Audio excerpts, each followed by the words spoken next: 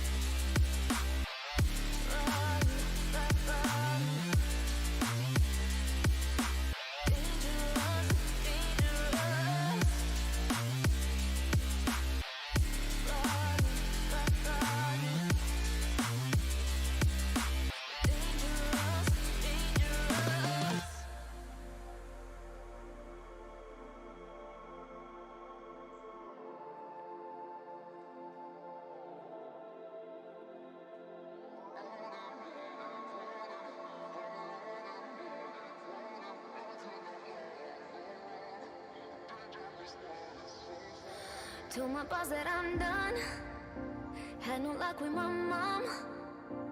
Say, what will you do with your life? You know it's hard to survive. A cigar in my mouth. Maybe guilty but proud. Now I'm an outlaw on the run. Dangerous but it's so fun. Running, running, no. Hold on, don't let go. Running, running, no. Keep running.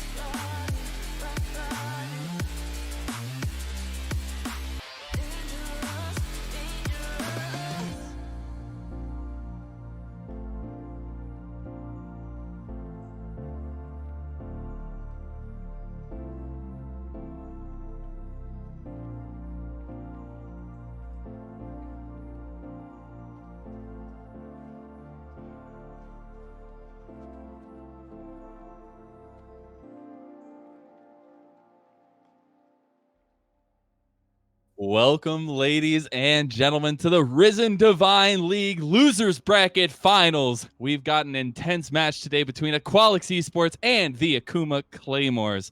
I am Mazel, joined by Random Minion Caster. We're going to be guiding you through this wonderful best of 5 series tonight. Winner of this goes on to face the just penultimate bully right now for these two teams, Omega Gaming Silence, in the grand finals. The loser will take third place in this tournament. It is also a little bit bittersweet here, but my friend, are you ready for our last cast of the season?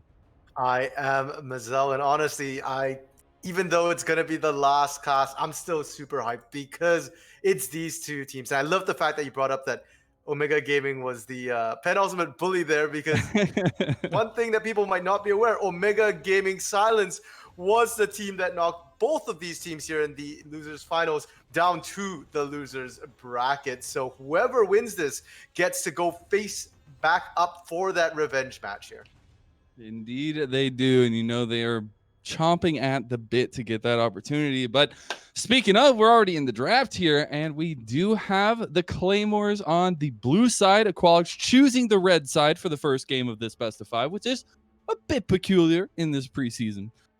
Because blue side is just so strong. But we're talking about these bans already in the first phase. Orn Victor Kane, immediately taken away by the Akuma Claymores, responded by Aqualix with the Swain, the Leona, and waiting on that last ban.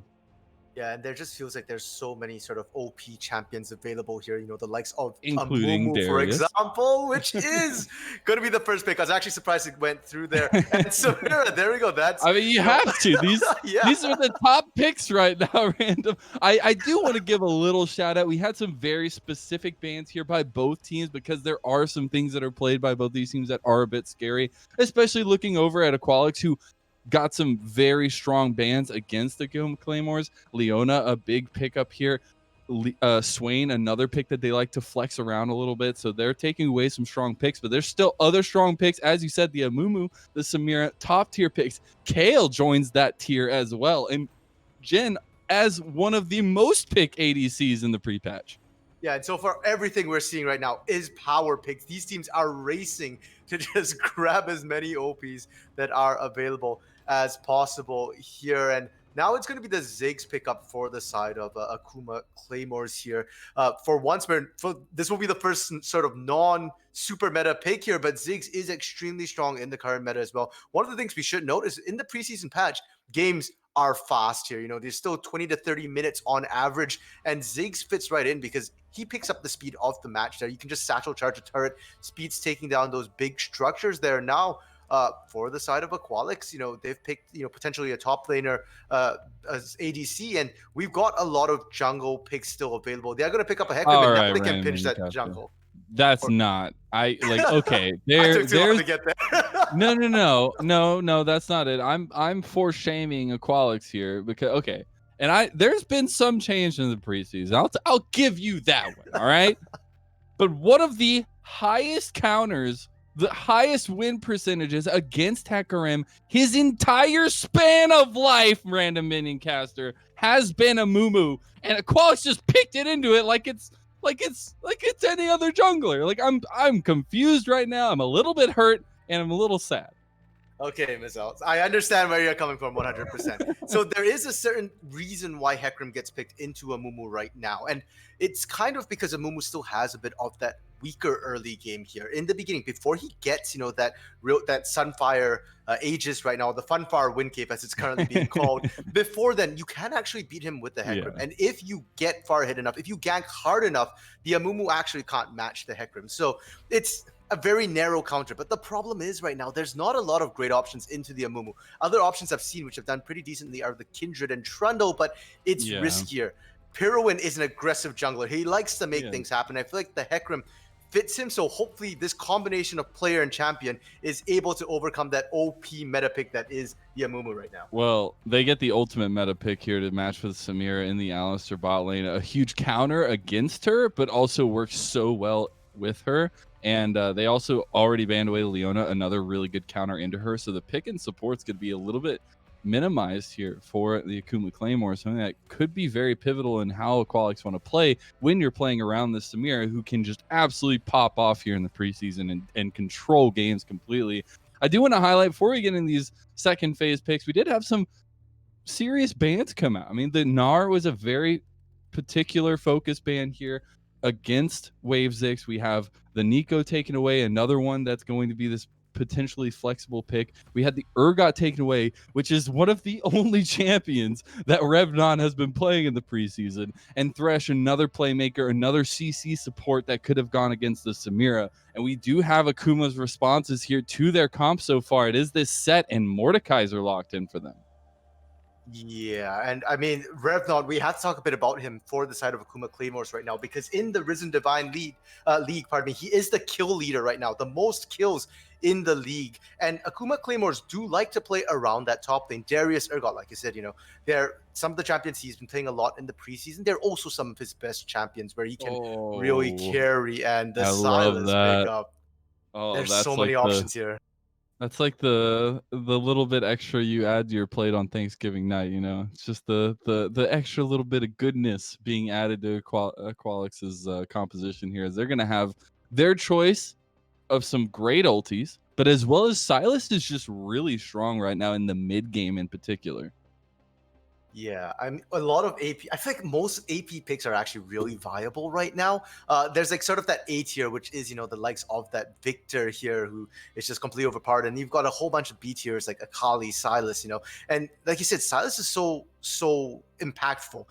Running into the Ziggs though, he does have to be careful. Silas has a lot of gap closers, but Ziggs is one of those few champions who can completely sort of outrange him, and if Little Baby Cutie plays this right here with the Ziggs, he can potentially try and stop any meaningful engage coming through from Reversio. But it's such a high mechanical skill floor to be able to do that, to stop the engage. So I really like the Silas. I feel like Aqualix kind of won out a little bit in most of their power picks. They've got the Silas, they've got the Samira, they've got the Yeah. Kale. And well, Hecarim, isn't necessarily like that tier 1 pick that Amumu is, that must have right now. It is still pretty solid. Whereas I feel like Yeah. Akuma Claymores have drafted a lot more almost comfort picks here for themselves. They got the Amumu, they got the Jin, but the Zig set Mordekaiser, to me, that's more about comfort and what the players want to play rather than what the meta is currently demanding. And I want to go back on your point about the Hecarim. I mean, I think in this one in particular, this Hecarim is more so going to be the catalyst for the lanes. I mean, you have this Kale that you're trying to get to level 16, which honestly doesn't happen that often here these days with like 19, 20-minute games. But, Yeah. you're trying to get there. You have that. It's a trump card that's sitting right in the back pocket there. But you're trying to get this Silas a little bit of breathing room. You're trying to get Samira ahead. You have these things that you can get a little bit of gold on that really will snowball for you. And so I think that's where you're going to see the main focus for Pyro. And I know he's an aggressive jungler. And if you get the kills on Hecarim, it's going to be good. But he's got to be active early. He's got to get leads in some of these lanes and use that to counter pressure elsewhere. Yeah, for sure here. And the other issue I'm looking at right now is just I feel like Aqualix is drafted, early game in that Hecarim, mid game in that Samira Silas, late game in that Kale. They've got a really balanced composition when you look at their power spikes throughout the game. Whereas when I look at the side of the Akuma Claymores here, I don't feel like necessarily they've got that late game insurance to match up to the likes of a Kill. I feel like they don't necessarily have that early game to match up to the likes of that Hecarim Samira here. So it's kind of like they're all inning a little bit into the mid game. But then you look at what they've got. Amumu, sure, he's overpowered. He's great team fighting. Jin, pretty solid right now. Ziggs has decent team fight. Set and Mordekaiser are okay. So when you look at the mid game as well, I feel like their composition doesn't measure up that well into the likes of a Samira, Hecarim, Alistar, and a Silas who can steal that Amumu out for even more team fighting here. So I just feel like Aqualix's composition right now is better. I feel like they've won it if we just look at them in isolation and turn the nameplates off. But then when we turn the nameplates back on, that's when I get a little bit concerned because Revnon on this Mordekaiser, that is a champion that fits into his playstyle. And like you said, it's a mismatch a little bit because Kale, level 16, like I said, game's 20 minutes right now. We don't usually see that Kale come along. I understand she's considered really strong because of the way the items interact with her, but if she doesn't reach that stage ever, then maybe that's a way that Claymores come into the game here through that top lane, through that jungle where they theoretically have a better matchup. Well, and I think there is, as much as we focus here on Aqualix's composition and the good things that they have going for them, I think we need to focus on some of the good things that the Claymores have going for them themselves because they do have some strong pieces. As you said earlier on it in the conversation, Zig's still this power piece, still this very strong pusher that can get these towers, can get these objectives. Amumu, while slow but slow to start, can get ramped up, can be very strong. You're going to have Mordekaiser being his own menace in the top side. But I still think that there is possibility to win out on the bot side with this Jin set combo. Samira likes to go in. She likes to get out positioned for that face breaker. As soon as she dashes in, you're in prime position to get that stun. And that's the one thing that can stop her is these stuns, this lockdown, and really being able to oppress her is going to be a big thing for Akuma Claymores here to get themselves off on the right foot in this best of 5. Yeah, for sure here. I mean, a lot of it I feel will come down to the supports, Monster Mash and Dark Lord Matthew as well, because when you look at that Jin versus the Samira has a lot of agency for Oshawott here. But like you said, if you can stun that Samira out, she has to go in. Alistar has to go in as well. They're both going to be in pull range. You get that stun, and if you can keep Bodas safe on this Jin, where he's allowed to just pump out the damage here, then definitely they can potentially win that. And I feel like if there is a support who can do that, it would be Dark Lord Matthew. I believe he's currently leading or top 3 in assists right now across the entire league. So he's a really, really solid support as well. Though Monster Mash, no slouch either. Very, very, the whole of Aqualix generally is very, very aggressive. They usually put Wave 6 on attack. So he's possibly the least aggressive, which kind of fits with the kill, but everybody else loves to go win. So I feel like a lot of aggression we're going to see coming up from Aqualix, and it's going to be Akuma Claymores just going to have to play around that, and make sure that they can protect the people they need to protect. Yeah, I think it's going to come down to how the team fights really boil out to the objective fighting, because I think you're not going to see, unless Pyron can really find out where Atlas is and figure out a way to stop this pathing, and kind of just get in the way a little bit, the objective contest is going to look so much better for Aqualix, because you won't have these pieces that are ready. And knowing how some of these lanes could possibly go, the priority in them is going to be super important when you are looking to this. Yeah, for sure. And that's one of the things, that's always an interesting thing, is how the objectives go on both sides of the map as well, Dragon versus Rift. And we're going to see that kind of be split potentially here, with the teams favoring different objectives a little bit to stall out or to go for Dragon. So that is definitely one place Claymores can come in when Wave 6 won't be as impactful as Revnon in these early sort of 5v5s or 4v4s around major objectives. Yeah. And I have a little update on the stats. Darth Lord Matthew is the 3rd highest assist in the Divine League playoffs with 118. And we have one more star here on the Akuma Claymores. It is Revnon with the most kills in the playoffs with 77 to top it off. So not too shabby, not too shabby. See if they can continue some of their sprees here, or if Aqualix are going to be able to shut the door and maybe pad their stats a little bit longer or a little bit more here. But we will be getting into game 1 very shortly. This will be a long best of 5, hopefully. At least that's what we're hoping for here in the booth. But make sure you go grab some snacks, go grab some drinks, and we'll be right back with Summoner's Rift and game number 1 between Aqualix and the Akuma Claymores.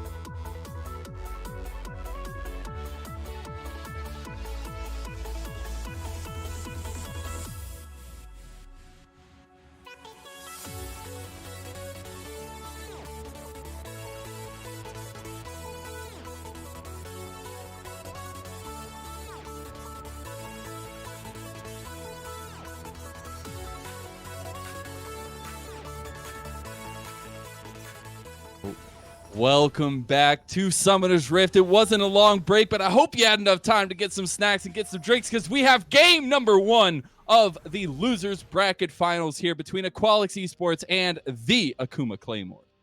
Yeah, and as we get into game 1 here of a long best of 5, I'm super excited to see these teams, especially because for Aqualix, we've not seen them here in Risen Divine since the preseason hit. So I'm personally not really sure what we're going to see coming out of them, given all the changes in the meta. So far, all these picks that they've picked up kind of fit what we've seen from before the preseason here. And the Akuma Claymores, on the other hand, well, they've been playing a lot. They just actually punched their ticket just last week into the Upsurge Minor League Finals. So they are running a high right now. They've already punched 1 finals ticket, and now they're looking to punch another here in Risen Divine. They are indeed. No craziness to start us off, though. Although, Pyroan, I don't know if that was a panic use of the scanner, but Pyroan's not going to have his scanner available at least. And about a half health there. Might want to back, but it's too late to back. So he's just going to start up the red with help of Wave Zix. Got half health already for the Hecarim. Yeah, and Hecarim right now in the new preseason has a pretty rough first clear, actually. Does get taken pretty low, so it will be a little bit rough for Perwin. Might have to base after the first clear. He's getting really low. He really doesn't want to smite that one. And you're like, it's getting really close. He at least got it. Now he's going to start up his Krugs. Yeah, but that did cost Wave 6 a little bit of time to get back into the lane. Doesn't look like they lost too much there, 1 minion, so it should be fine. It's okay. Bot lane, though, we're already seeing Monster Mash. I said they're going to be aggressive, and this is how the team likes to play. Monster Mash, doesn't matter what kind of support you give him. He's going to try and play up in the lane here, and I feel like that's the right way to play against that Jhin as a Samira. So we'll have to keep an eye down here to see if they manage to get that hit but pulverize combo and go in or not. I think you gotta be careful for Dark Lord Matthew on this set. He does do really well against this kind of combination, especially what we were talking about earlier. Speaking of, Oshawott gonna have to burn the heal, not gonna burn the flash. He does burn the flash. One more shot would have done it, and that's an early win here already by the Claymores. Yeah, and it felt like Oshawott and Monster Mash kind of ran out of patience there. They were level 1, not even level 2 when that started, and Oshawott is still level 1 now. Both summoners down as well, and that bot lane, which should have felt so good for them with that power pick of Samira here, with that Alistar, is now going to swing the opposite way here. Bodas and Dark Lord Matthew going to be able to get a super early back here and come back to lane, with a little bit more power, potentially. A longsword here for Bodas, along with the boots that he started with. Got to get those booties. As the speed early on is really nice, especially on the Jhin. It feels really, really good. The thing is, we've kind of known about Samira, how quickly she can change the pace in the lane. And that's something you really have to watch out for with Jhin, where you have these 4-time shots. You're really specific on when you do damage, and Samira can immediately kind of force you to panic a little bit. So that's something you always got to watch out for. That's when those quick kills come down on the bot side, and that's when Samira starts to pull ahead a little bit. We'll have to see. We do have a dragon coming up in about 1 minute and 15 seconds, so we could see a little bit more focus down towards this bot side. Yeah, and that first Drake is going to be a Mountain Drake here, which teams tend not to prioritize quite as heavily. Akuma Claymores, though, I mean, you do have the Amumu who would benefit from it, but even for them, it's not super urgent. So it'll be interesting to see if they prioritize ganks or not, because so far, Perwin, because of the rough start, we've not really seen him able to go around and do anything, and you've got that timer ticking. Amumu is slowly scaling up, is buying items, and already has the Bami Cinder here, and you've got to watch out once he picks up that Sunfire Aegis. He does disturbing amounts of damage as well as being deceptively tanky pretty early on. Man, that early trading by Reversio is not working out in his favor. And you said earlier in the draft where that can happen with the Ziggs, where you can just get outranged, out-farmed, out-dueled in the lane. And it's coming to fruition at this point. I wonder when somebody's going to kind of throw a wrench into the works for that. But you do see some counter jungling going on. Pyroan able to get the chickens in that aspect. Looking for a gank in mid lane now. Little baby cutie in some trouble. Gets hit by the devastating charge. The damage is already down. Has to flash though. He will escape with his life. Yeah, Pyroan trading his ghost for Lil Baby's Cutie's flash is a worthwhile trade any day. And I said I wanted to see Pyroan, make some action happen here, find some early ganks. I'm glad he found somewhere, especially considering we were just talking about how Reversio wasn't able to find pressure in that mid lane, was getting zoned out so well. by little baby cutie. So glad to see that. And I want to see Proen continue to be able to apply this pressure, because Atlas now level 5, just one more level before that Curse of the Sad Mummy comes across here. It's where you have to really watch out those team fights. And I guess another thing that's going to happen right in coinciding time with that is that the dragon could be getting fought over. I know I said that earlier, but it's only been 40 seconds since it's been spawned. And with both junglers backing, no farm to be had on the top side, you know where they're going. Yeah, it will only make sense to really start looking down there for now, because Herald's still got another 2 minutes on the clock, but top side, Revnon finding wave 6. Oh, Wave 6 could die. Yeah, one auto. I don't know how that auto attack connected. Revnon is apparently ranged on the Mordekaiser now, and Wave 6 dies because of it. Earlier, right? Forgot to put that in the preseason patch. The range of Mordekaiser went up, and Wave 6 now forced to teleport back into lane immediately. So if we do see a dragon thing, there's no teleport here for Wave 6 to come down, and we talked about that, and you might see the setup here. Oh no, Pyro still got it. Atlas and Darklord Matthew wanted to try and do something. Reversio's here. He's got the Curse of the Sad Mummy. He's gonna get a triple knockdown with it. Can he get the follow-up damage here? Pyron getting low. Huge haymaker's gonna change the fight. Atlas getting a little bit low. They've already gotten one. Now it's gonna be a trade over of the junglers.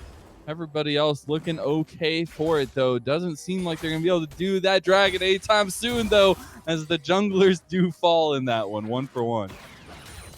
And you can see too, Revnon was kind of waiting back in base. Wasn't sure if he wanted to burn the teleport to join them for that dragon, because Perron was up, and that was kind of a 3v3 situation. And now Reversio trading a little bit here. I don't think there's real kill potential necessarily, but definitely not just yet. He's just trying to get a little poke early on. Monster Mash showed his face there too, as it will just be a continuation of farm here. Pyroan not level 6 yet, looking to get that onslaught of shadows and really be able to turn these fights as as Reversio did with his own Curse of the Sad Mummy before Atlas even had his. I mean, that was just really nice timing by Reversio. I mean, that's one of the nasty things about the hijack from Silas here, is that you can actually beat out a lot of lanes, and because you are the mid laner, you are the solo lane, you do get more experience, so you do tend to hit that level 6 breakpoint a little sooner there. So that works. Then it won't work again now. Atlas is 6. We're seeing, you know, everybody but the bot laners now at that level 6, and despite getting that Curse of the Sad Mummy off, it kind of didn't pan out because they were so tanky. Darklord, Matthew, and Atlas just kind of soaked it all up, and you're not seeing a ton of AP just yet so far. Now they're throwing a 3-man gank into the mid lane potentially. That was really nicely done, but it's still going to be little baby cutie getting a trio on top of him, and they'll give the kill over to Pyro. And Match. I mean, we said he was aggressive, not only his own lane, he's just roaming out everywhere here. That Moby boots really solid. No. Oh no, who's gonna get it? Oh, I can't see, they're on top of each other. Oh, it looks like Atlas still got it, so that feels good. Now he's gonna use the bandage toss. Pyro get a little low. He's gonna get a lot of healing at this point, though. Atlas still has a lot of damage, though. Atlas getting low. He dies to the explosion from Reversio. And again, what happens? Random minion caster, it's a trade of junglers. 1 for 1. Yeah, and I mean, usually we look at the junglers to make the action happen right now. I mean, we set it up. We said that's what was gonna happen, right? Yeah, they are the action in a way, right? They're just not the ones picking up the kills, unfortunately. They're getting the short end of the stick. I think they're okay with that if they're giving the kills over to the right people here. But Revnon getting a little scary here. 2-0, going on Wave 6 once again. Yeah, Revnon gonna get a lot of damage here on the Wave 6. Forced to pop that judgment, but it's not gonna matter. He will be judged by Revnon as he goes on a killing spree in the top side. 2-0, I just said. It's now 3-0. And we spoke about this. Revnon, kill leader of Divine Risen right now. And that was potentially the mismatch. Aqualix opting that kill. I mean, yeah, it's such a strong meta pick, but you have to be able to survive the early game. And so far, Revnon, we said he might be one of the big win conditions for Akuma Claymores. Looking like it. Atlas finds Reversio. Gotta love those physics. Reversio is gonna be a little sad about that one. Using Showstopper to get in between, but not gonna have the damage to follow it up. Just getting the use out of it. Now Darklord Matthew got kind of baited by the rest of his team. He's gonna have to run away into Modest. As we see Oshawott coming over the wall, here comes Samir to clean it all up. Dark Lord Matthew will have Haymaker available. He's going to use it, get a lot of damage. We're going to transition over here to the fight with Reversio and Atlas. Atlas just going to die to Reversio, and nobody died bot either randomly. Yeah, all of us, I think, got a little bit baited by that fight. We thought the action was going to happen in the bot lane. Even directed camera went there, but Reversio, that was a 2v1, and Reversio got the flash off of Lil Baby Cutie as well. Turns around yet. Oh no, Wave 6. He's just not having a good time up here. Unfortunately, he's going to be just fodder for this stat to get bigger and bigger for Revnon. As X-Flash comes over from Monster Mash. Nicely done, though. A lot of damage down. Monster Mash falls to Little Baby Cutie. Reversio has to back off, too. And Monster Mash getting a little bit too aggressive there. Yeah, you want to make some plays happen. Now, Pirwin has to be careful because that's two people coming for you there, and he's just going to just run right out of there, prance right out. Don't even look back right there.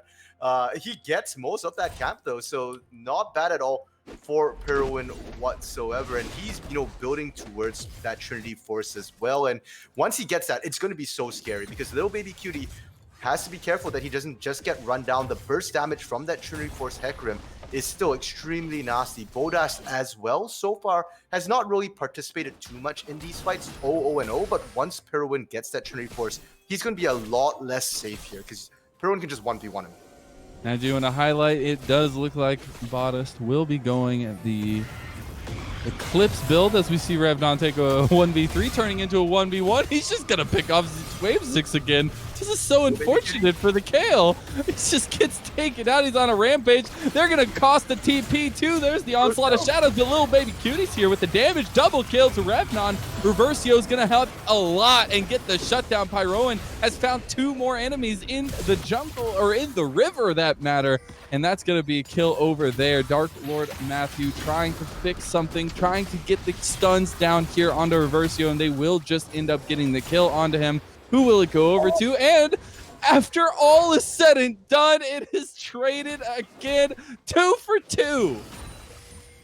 What on earth there, Reversio? How is he doing this? Constantly seeming to find a way to turn things in a horrific situation. And so far, it really feels like Reversio's trying to put his team on his back and carry them. Revnon and Dark Lord Matthew, though, are so scary. It's a battle of the side lanes versus the mid lane, and now Bodas. This is what I was talking about earlier. Bodas getting caught a little bit. Has to flash. Is going to have to burn that big summoner spell that Jin really needs to hold on to for crucial moments. And yeah, I guess that is a pretty crucial moment, but he didn't want to get caught out like that.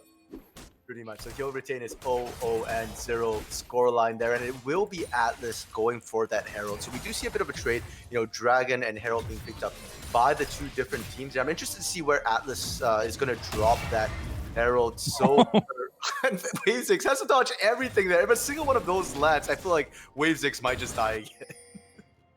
Yeah, the top lane is just done for. Wave 6 just going to have to hope to get to level 16 at this point, as we said in the draft. But a bigger focus coming towards this mid lane. You have a bit of a wrap around here. See if they can get anything. Atlas going to find it out.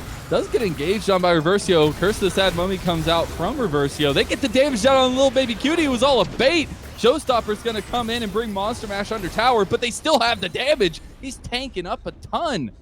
As they do escape with their lives, Little Baby Cutie will be that sacrifice. Wave 6 gets the Righteous Judgment at the exact right timing. See if Revnon wants to get it. Oh no, Wave 6, you're done for. He's gonna even get the stats. The flash came out for Wave 6 too, and that is so unfortunate, RMC. Yeah, I mean, you can see Wave 6 trying to get out of range, but you waited a little bit too long, and the TP away from Revnon. I love it. Saw Reversio coming up. What's the pathway you get out of there? Just TP away. I mean, he was still fairly healthy, but I feel like even though he's 6-1, he's respecting Reversio, but bot side, they're just gonna die for this. They are trying to. Onslaught of Shadows comes in. Double knock up there with Oshawott helping. Pyron getting very low. They're just going to go for the kill. Matthew is going to get 2 right off the back of it. He might give it over to Little Baby Cutie. And one more shot will do it. Actually, it's the Arcane Comet. Thank you very much. That's going to secure that one for Little Baby Cutie. Yep. A little look at Atlas there also. Getting kind of low. Fighting his own little battles there. The blue buff can be kind of rough sometimes. But his internal battles.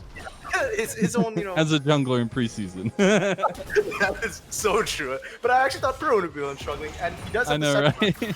now, so I think Atlas should be fine in the next couple fights. Hopefully he won't go down quite as quickly here. And I know that the famous Amumu build is that Sunfire into Demonic Embrace, but you can afford to go a little bit tankier. You don't have to build that Demonic Embrace. Your W, the Despair there, does % health damage as well. So I want to see Atlas try and survive a little bit more because he is the main tank, the main engage as well. We see a trade of turrets mid for bot so far, but first turret does go to Aqualix. So they managed to close a bit of that gold deficit that has been building up here. Dragon's coming up in 5, and we're seeing a setup for it here. Yeah, just under about 2,000 in that gold differential here in the favor of the Claymores. They are going to have all the priority over this Dragon and could just even it up here. I don't know if this is exactly the angle you want to contest something like this, especially against a team that does have this gold lead that we were just mentioning, and it does look like they're just going to give it up. I mean, item-wise right now, that gold lead is not showing hugely in the items aside from Revnon, but Revnon was there. And once Revnon shows up, you kind of don't feel super comfortable picking that fight. And I feel like for the side of Akuma Claymores, this is kind of that power spike they're having right now here where, you know, Amumu's sort of come online. Revnon is 6-1 right now. Nobody can really necessarily handle him too well. Maybe Reversio could, but aside from Reversio, you know, he's still probably going to be very strong in these fights. So it's up to Akuma Claymores to make the plays here. There's no major objectives on the map. Herald's down for 2.5 minutes. They just took Dragon here. So they have to kind of siege up turrets. And I like that they've sent Lil Baby Cutie to that top lane because that top turret's low and they can just satchel charge that part of me very, very shortly here. Yeah, he does need to be careful. I think he senses his spidey sense tingling not to go and finish that off because they were all collapsing for him. They're still trying to collapse for him, but more so just to get some of this jungle potentially for Pyroan, who has been doing a pretty good job right now. Still about even, but having the Trinity Force now unlocks a lot of these fights for him, and we'll have to see if he's going to use it sooner rather than later. He's had it for a little while, and you've seen that damage kind of coming through, but hasn't been the trigger pulls on the fights that you really would want. So far, we have seen Pyroan and Monster Mash roaming around together, that 2-man gang squad, and it's been so effective here. They can tank, they can do the damage, Oh, and now no, little baby cutie. Oh no, little baby cutie, you're gonna die, little baby cutie. Oh no, he's dead. Even let him use the platform. Not the little baby cutie. Oh, that's unfortunate there, but great play from the side of Aqualix as well. Complete didn't even give him a chance to try and use the blast cone to see off back as well. That's really good play, and I love that they set up around that top turret, baited it, but Wave 6, I feel like anytime we see Revnon and Wave 6 in a 1v1 situation, Wave 6 is going to lose out. So look at the fact that Revnon can just push in and could actually opt to go and whack the turret once or twice as well. Nash's Tooth built for Wave 6 is nice, but it's not quite sufficient yet. Level 11 going to be that next sort of spike here, the Exalted Fire Waves, the AoE damage, but that's still not going to be enough quite yet here. I'm looking at either second item or level 16, whichever comes first before Wave 6 can really start to play the game as a champion rather than Farming Simulator 2020.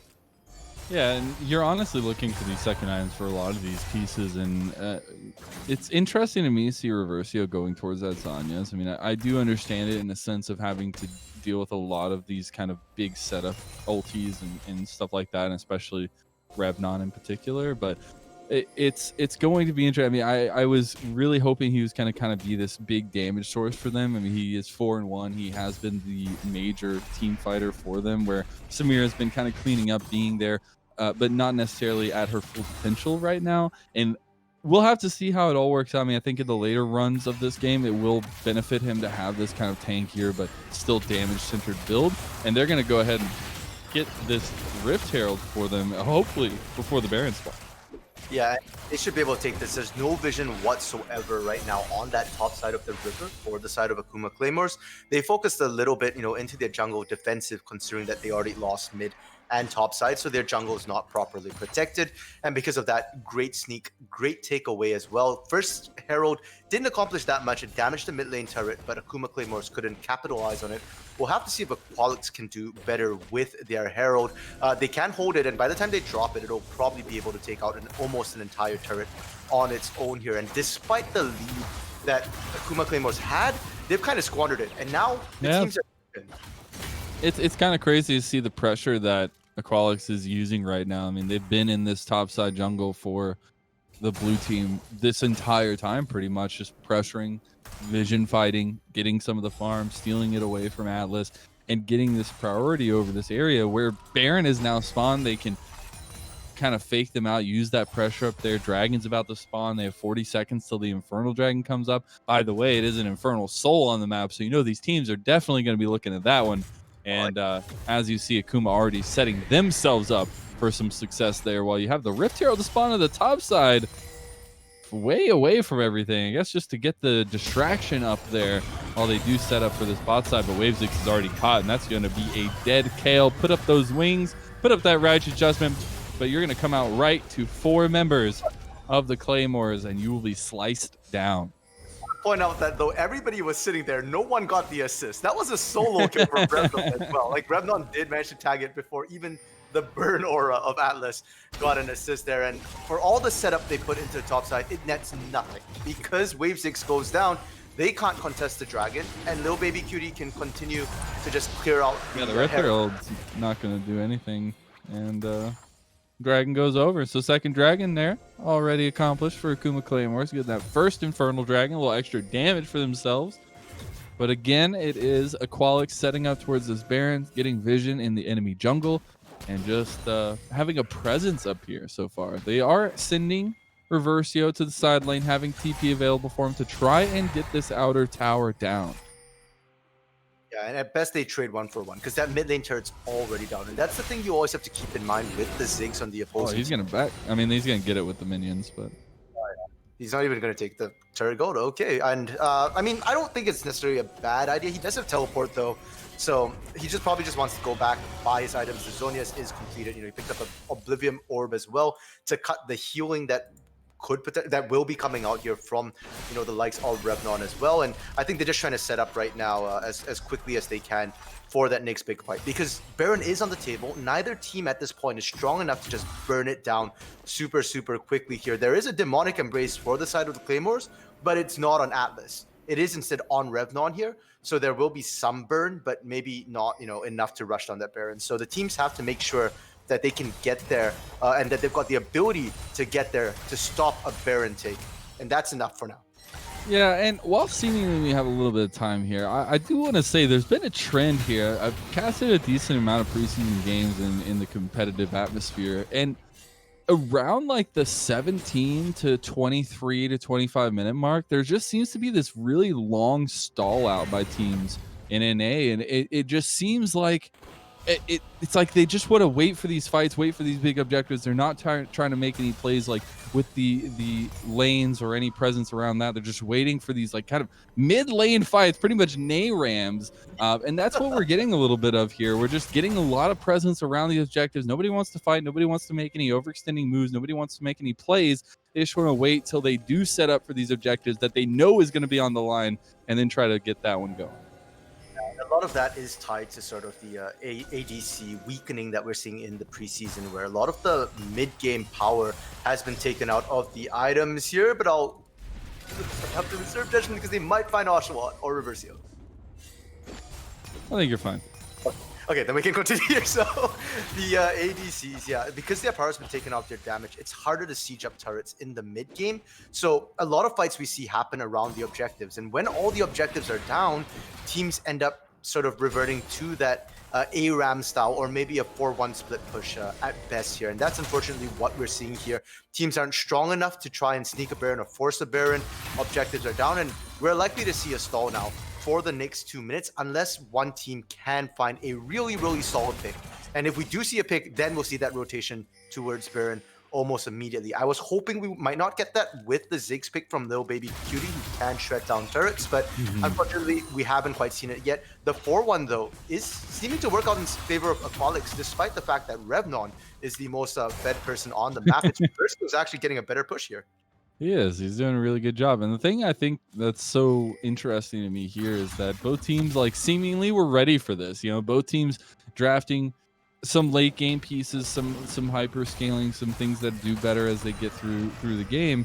And we're 25 minutes in. Yeah, we probably still have a little while till this game really boils over, but we're getting these long moments of no real action. Now we're going to change that a little bit while Reversio goes in, has Pyro in here. Flash will be used, by Revnon. They want to take this though. Little Baby Cutie completed his TP. They've got the collapse here as the curtain call comes out. Damage onto Reversio. He has to flash, gets knocked up, still getting chased. Mega Inferno Bomb going to come down, not going to hit him because he does go golden. Reversio going back in, getting a lot of healing from the Kingslayer, but he goes down. Curse of the Sad Mummy comes out from the real Sad Mummy, and they're going to get one of the kills. They do get a tower for Samira, but Monster Mash will fall too, and Revnon is back on his killing spree. There we go. That's what they're looking for here, you know, in that lull state. It's people rotating, trying to make things happen. They trade 2 turrets for 2 kills here. So for the side of Aqualix, it's actually kind of beneficial in terms of trading, but the issue now is Baron. It's 5v3. Reversio and Monster Mash are dead for the next 10 seconds, and Aqualix, they're the ones to start this up. I'm not sure they have enough damage or they can do this fast enough before Akuma's come in, and yeah, it just takes one person to show up. Interesting choice there. I respect the balls to make that move, but I don't necessarily respect the brains on that particular play. And now we're seeing the teleport from Reversio. We get the TP as well here to the mid lane by Revnon to join the fight for the Dragon. This is Soul Point for the Claymores. Looks like we could just get a trade of objectives. Little Baby Cutie's caught. He's going to use the satchel charge to get some distance between him and Pyro, and he's just going to start it. Lay the barrier up here. Yeah, the Dragon's already down. Now they can transition up here for the fight, and it's already Reversio trying to be the buffer in between. The Baron's getting low. It's about 7,000 health now. Mega Inferno Bomb comes in, gets a decent amount of damage. They want to get into this fight. They're coming in and charging in. Baron's not anywhere near where it needs to be. It's getting a little bit lower. Can they get it? Big stun by Reversio is going to keep the Amumu out of the pit, but the fight's going to go. The real Sad Mummy curse comes down. Samir is going to clean house, though. Inferno Trigger comes through, flashing his Oshawott, but Revnon is still so dang scary in this game. That's a triple kill for the Samira, but a triple kill right back for Revnon. We went from 0 to 100 in the span of seconds there, Mazel. I love Aqualix's macro play there. They were fixated on Baron. They saw the side of the Claymores peel downwards, and they instantly turn and burn the Baron down immediately. They come out with the win as well, 4 for 3 in favor of Aqualix. And I said, Mazel, that I was watching for that 2-item spike. Wave Ziggs just hit it. The Rift Maker has been picked up. I don't believe he's quite 16 yet. He's only level 14, so 2 more levels, but Wave Ziggs does damage at this point. And now you've got a tough choice. Do you focus down Oshawott or do you focus down Wave Ziggs? Because both of them will happily shred you. And Revnon, as strong as he is, the only survivor from Claymores, doesn't look like he's strong enough to handle both of them just quite yet. We'll have to see how those fights play out. It's all about the positioning in those, as we saw there. Revnon really getting the better hand in that one. But again, we're going to get to a point where there's no real confidence right now from Aqualix. They're going to push forward and try to get some of this vision down. They are at a very rough precipice to be at. They're at this soul point for Akuma Claymores, who, yes, are in a gold deficit, but this Infernal Soul will mean so much to these team fights already. And we were talking about some scaling aspects. You know, Kale's about to be level 16. That's huge, as we all know. But it's these little things, these little catch-outs, these little moments in these fights that have been so crucial. And it always is in League of Legends, but especially in this one, as Revnon's going to find waves yet again and deny him the level 16, as he's going to miss the first Obliterate smash, but not going to miss the second one. Righteous Judgment comes out, and Wave Ziggs going to do some alcove gameplay, but will go down, and it's Revnon that is godlike. Wave Ziggs once again with that flash a little bit too late after they're in the realm of death. I mean, yeah, it bought you a bit of time, and they did get a turret for it, so not completely wasted. But I feel like that's been the story of this game. As Oh, beautiful play there from Reversio. He knew he was going to pull that off from the moment he had that ulti. He was waiting to go over the wall, setting it perfectly, and Dark Lord Matthew had no idea. The fact that it's Dark Lord Matthew's own ultimate there too, it's just salt in the wound. Reversio showing him how it's done, and they can just force they're going to collapse this. They're just pushing their gold lead into the base here. Atlas will be the first to fall. Oshawott gets that kill. Now the tower getting very, very low, and they're TPing in. They want to get this inhib very badly. Curtain Call comes, but does a bunch of damage. Almost gets Oshawott with the Curtain Call, but it's Revnon that gets caught. He's going to have to go golden. Pyro and getting a little bit low. Dark Lord Matthew is back, though, and this is going to be huge. Trying to get the face breaker. Got Monster Mash. Can't do the damage. They do give Bodice there a kill, as Reversio is going to use the Death Realm on Dark Lord Matthew, but comes out of it, goes golden, and will more than likely fall. It could be the turn in the fight. Showstopper comes out. Dark Lord Matthew getting low. Pyroan is in some trouble. They trade another one, but look who's getting the kills. It's Bodice, and one more could do it, but he doesn't have the mana to follow it up with the Deadly Flourish, and that looks like it's going to be it. For all we said, Mazel, that Wave 6 didn't get to play the game till they got 2 items or 16.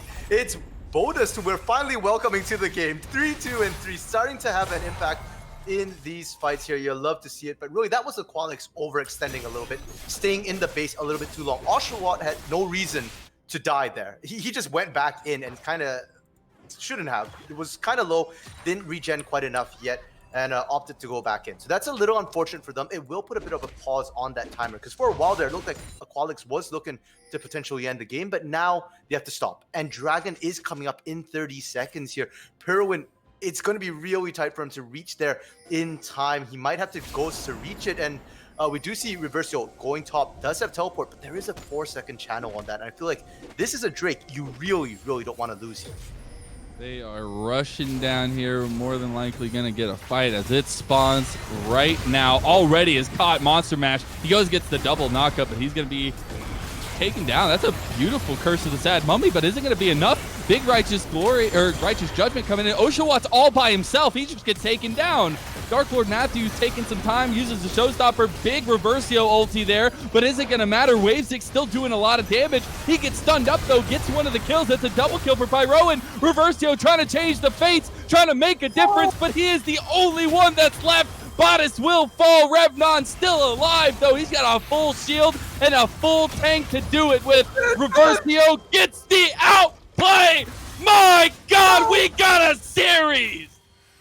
Health! Reversio went to 5 health after he got out of Zonia's. What on earth, Marcel? And this is only game 1 of a best of 5. Are we sure this is the losers finals? Because it sure feels like the winners finals here. And if we see a couple more of those fights here, I really don't know what we can expect. Who's going to come out on top? Because it's really coming down to the wire.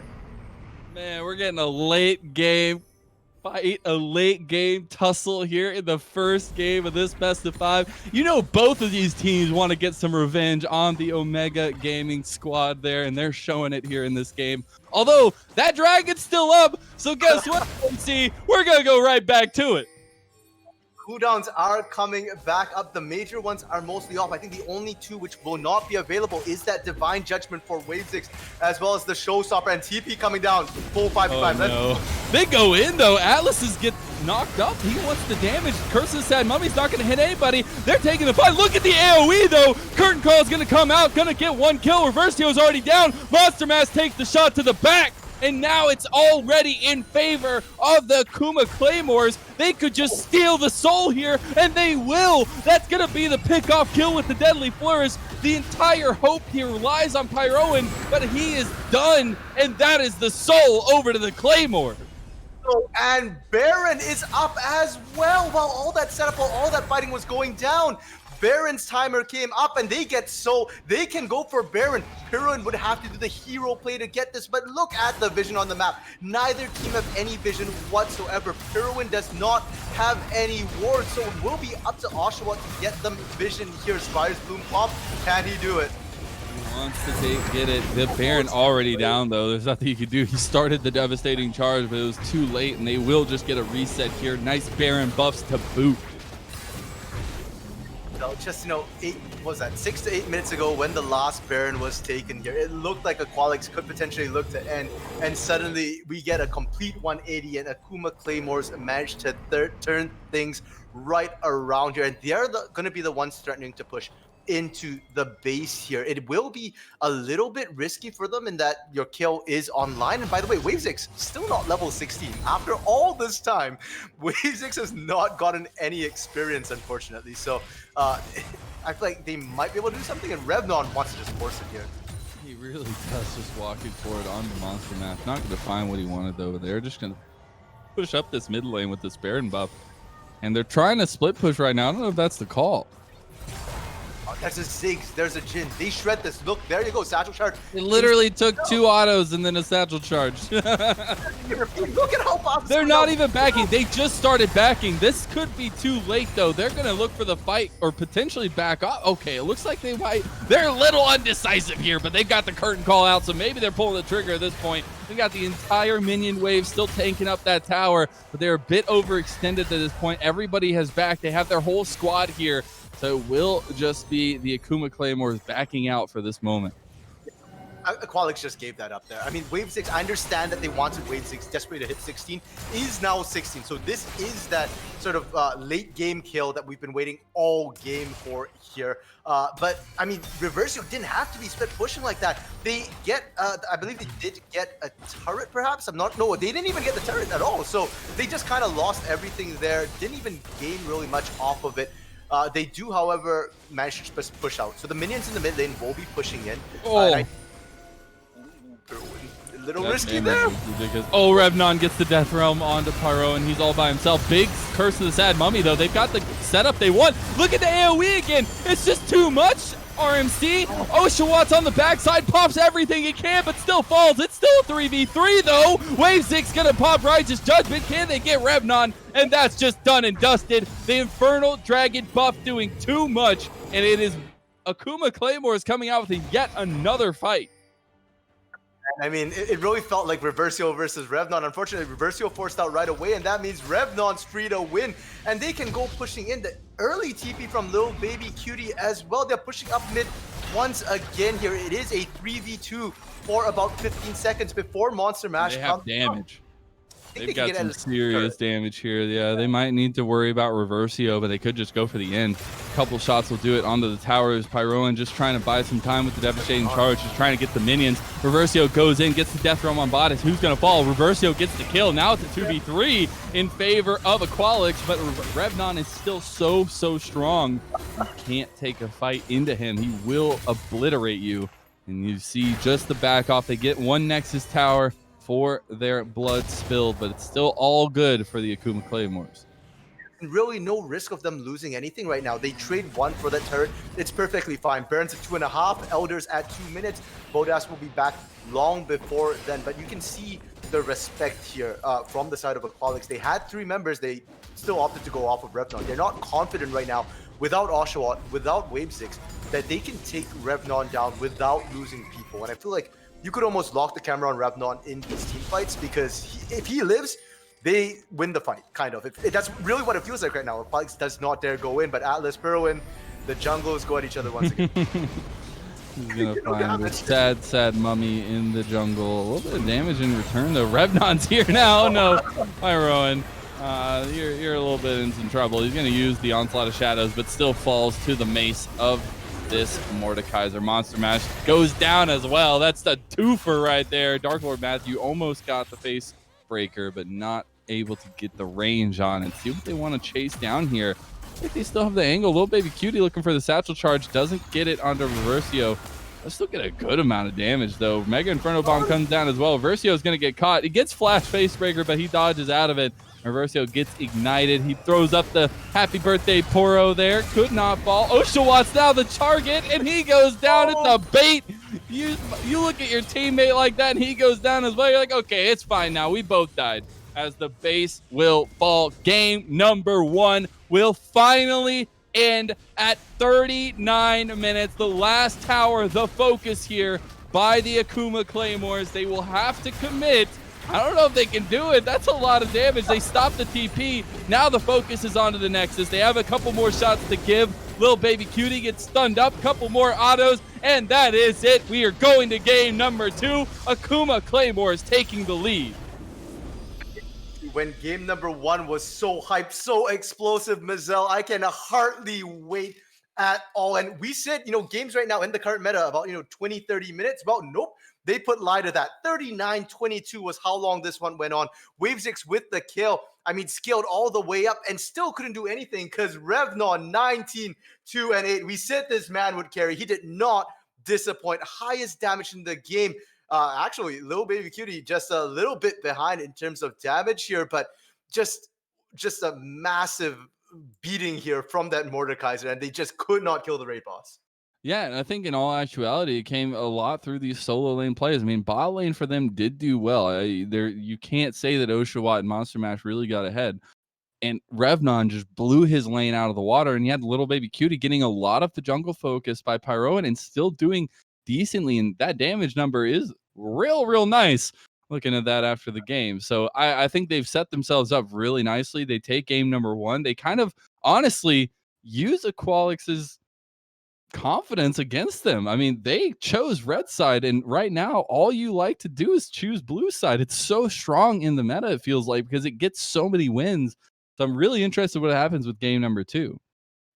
If you're gonna leave that many OP meta picks up right now, then I feel like going red side's a little risky because Akuma can just pick everything up. And to be fair to Akuma too, they didn't pick that many OP champions. Mordekaiser is considered meta, and it was the Mordekaiser which carried. So I'm curious to see what they do, because I do agree with overconfidence a little bit. Picking the kill like that kind of didn't work out. So maybe the kill is not what Aqualix wants to pick into such a dominant laner like Revnon here. I'm very interested to see what they do game 2 because of the way they dropped it in game 1. There's so many things they can look to do, and it's a best of 5. So we've got at least 2 more games coming our way. At least we do, and see how many more kills Revnon can add to that just monster slaughter of a tally he has for the playoffs. We'll have to see on the other side of this break, though, as we take a little break between game 1 and 2, but we'll be right back. Don't go anywhere.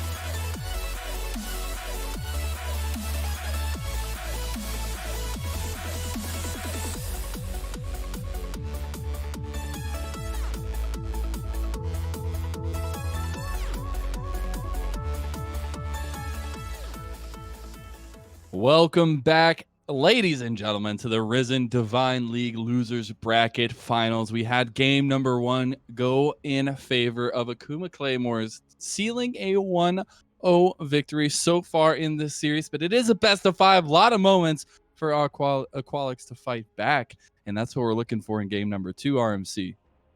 For sure, Mazel. And I mean, with a game 1 like that, I'm looking forward to see what they're gonna do to try and top that here. It really didn't feel like the game was that far away. It was so close, and it was just Revnon being absolutely massive for Akuma Claymores. And for the side of Aqualix, Reversio did a lot. Pirowan did a lot, considering he was playing into that supposedly ridiculously OP first pick Amumu as well.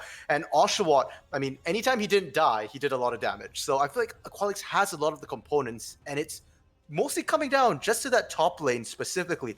Wave 6 versus Revnon. We've seen Wave 6 on that kill.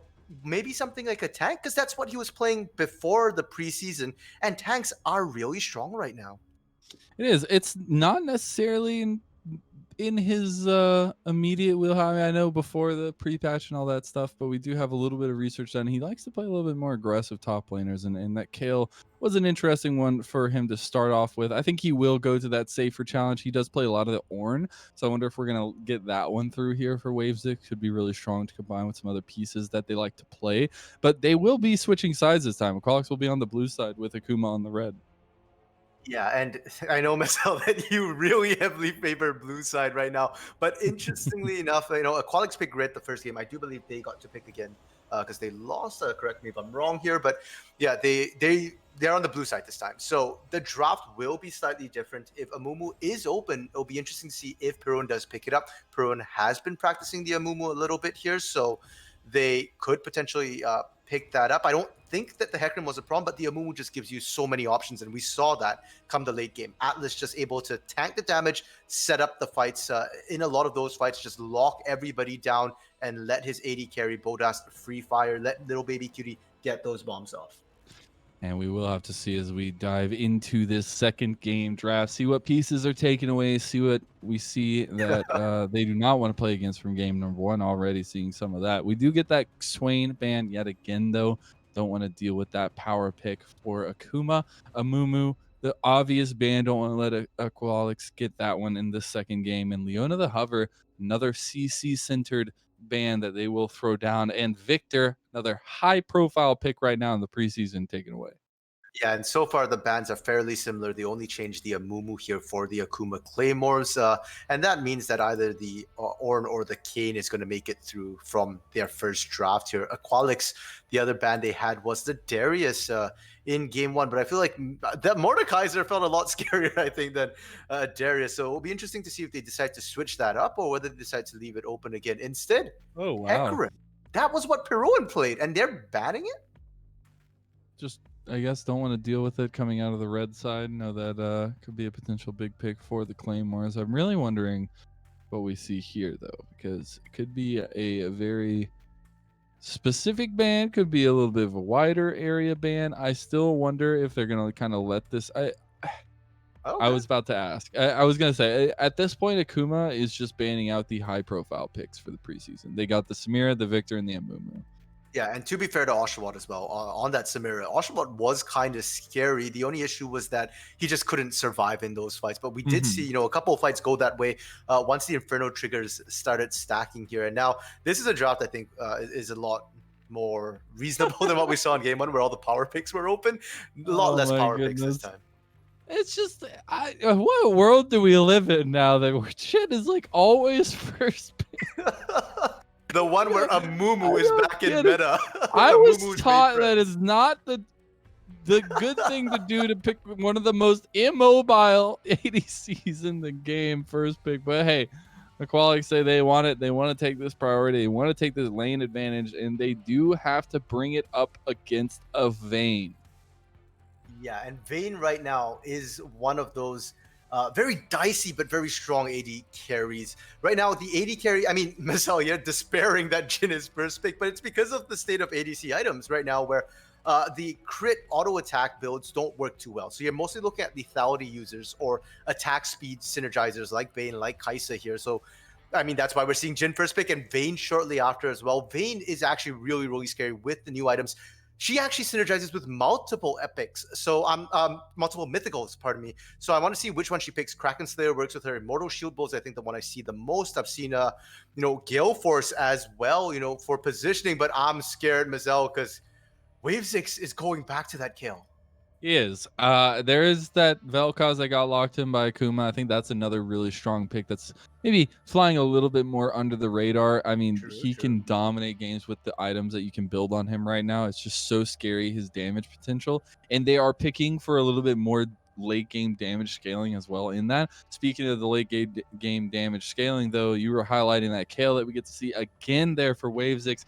Not having the best matchup in game number one. That Mordekaiser still available for Akuma. If they want to lock this in, it could just be some recurring nightmares for Wave 6. But they pick up the Jarvan, something a little bit different, something with a little bit more mobility there in the jungle for Aqualix. Yeah, and Jarvan has quite a few different routes he can go. You can still go, that damage Jarvan or the tag Jarvan. Sorry, I'm the Ergot getting logged in here for Revnon right away. Interesting that they did opt to change up the counter into the kill, but Revnon. This is his most played champion. Yeah, I was gonna say he's super scary on this. This is his bread and butter at this point. Ergot Darius. That's what Revnon is super famous There's for. one of the counters against Ergot that you can go. So they ban away the Gnar too. So they're definitely indexing on Revnon again. And why not? I mean, he just came off a 19-2 performance on Mordekaiser. Yeah, and I mean, if he's your main carry, he does this week to week to week as well. So he's really consistent with this, giving him something like Ergot that's absolutely massive. But now one thing that the Claymores are lacking is tank.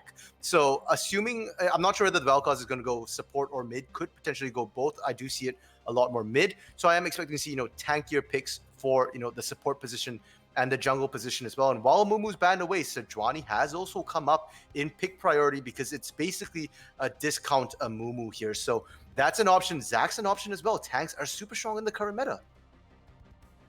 They are, although it hasn't been the biggest focus in this one so far. We haven't seen that many tanks, although we're getting our fill this time around, RMC, as Sejuani, another mainstay right now in the preseason, is going to be locked in. Yep, and I mean, they needed tank.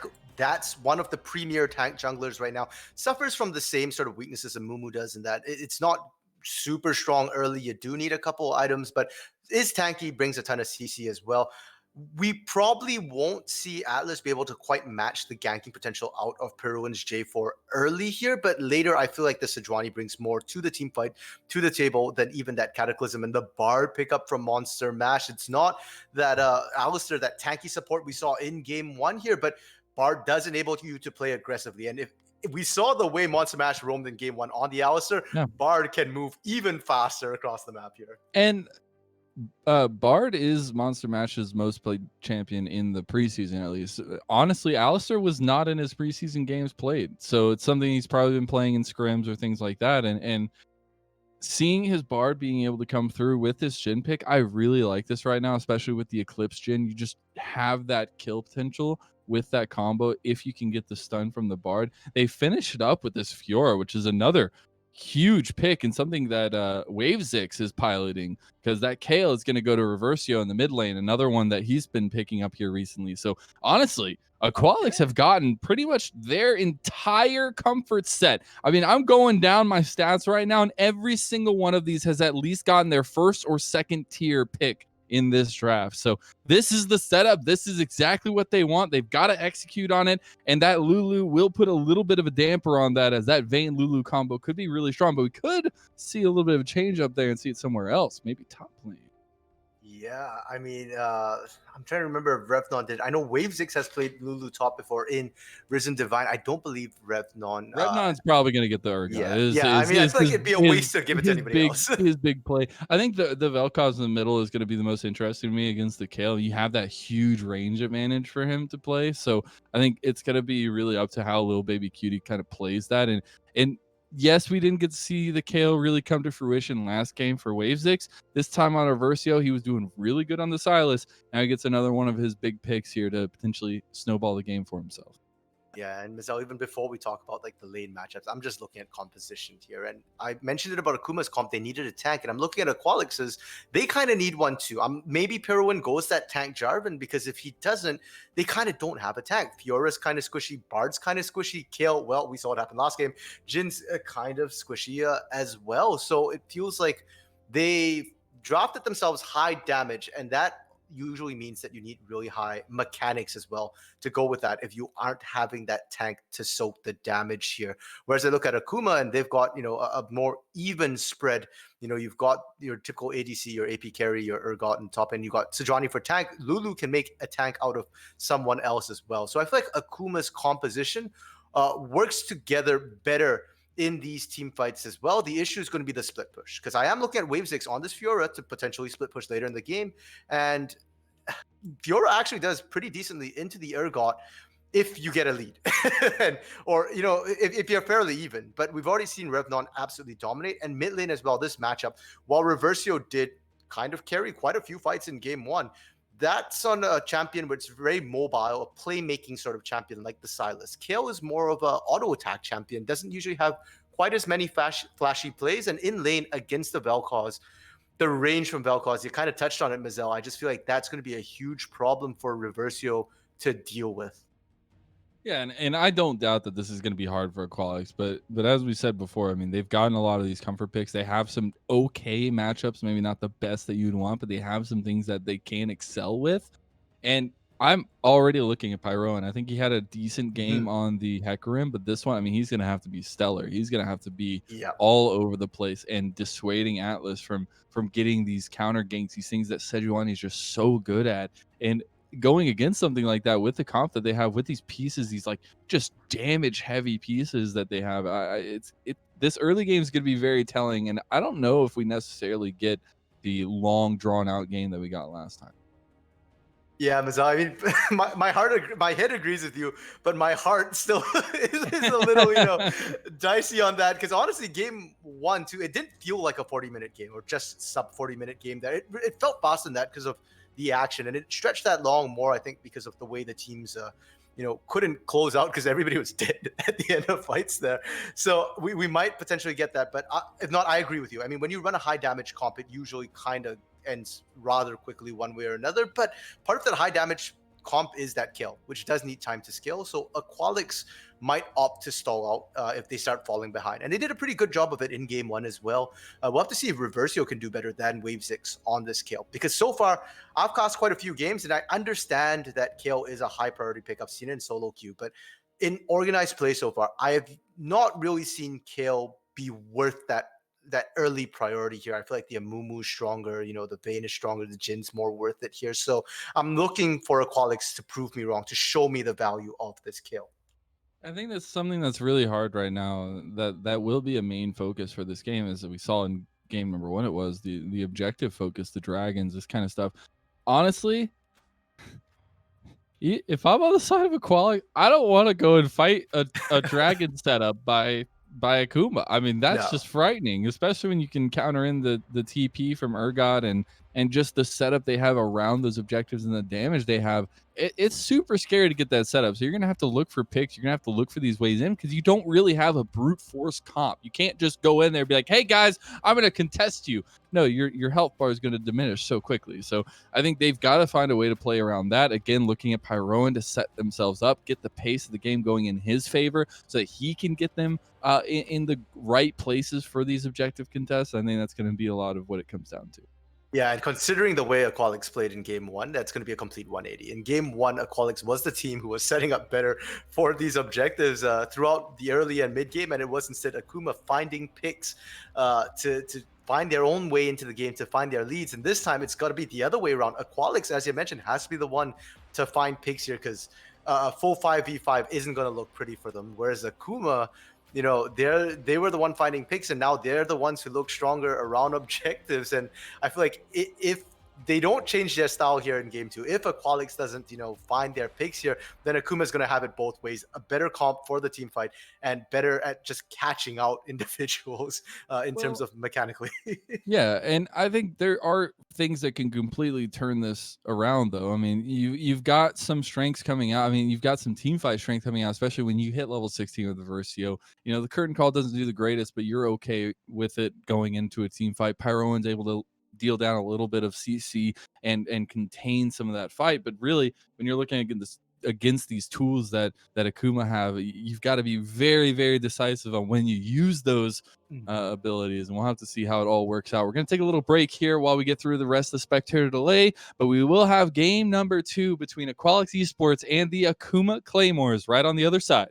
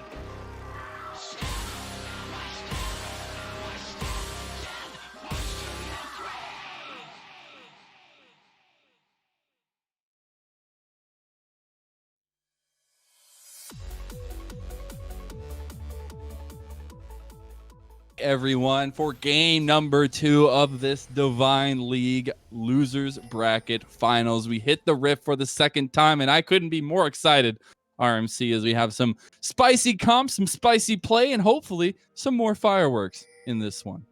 Yeah, I mean, if we do get some fireworks, I'm going to be really hype as well, Mazel. But I feel like we need to keep some in our tank, because if game 1 was anything to go by here, in the mid to late game, we might get some really spicy team fights. I can't get it off my head Reversio surviving with 5 health, the lone survivor after a massive 5v5. Oh, not again, little baby cutie. Don't let this happen again. Come Oh. on. No. Okay, Atlas is here. Monster Mash right there, though. Oh, he mispredicts the stun. Oh, it's fine. Okay, little baby cutie gets out this time.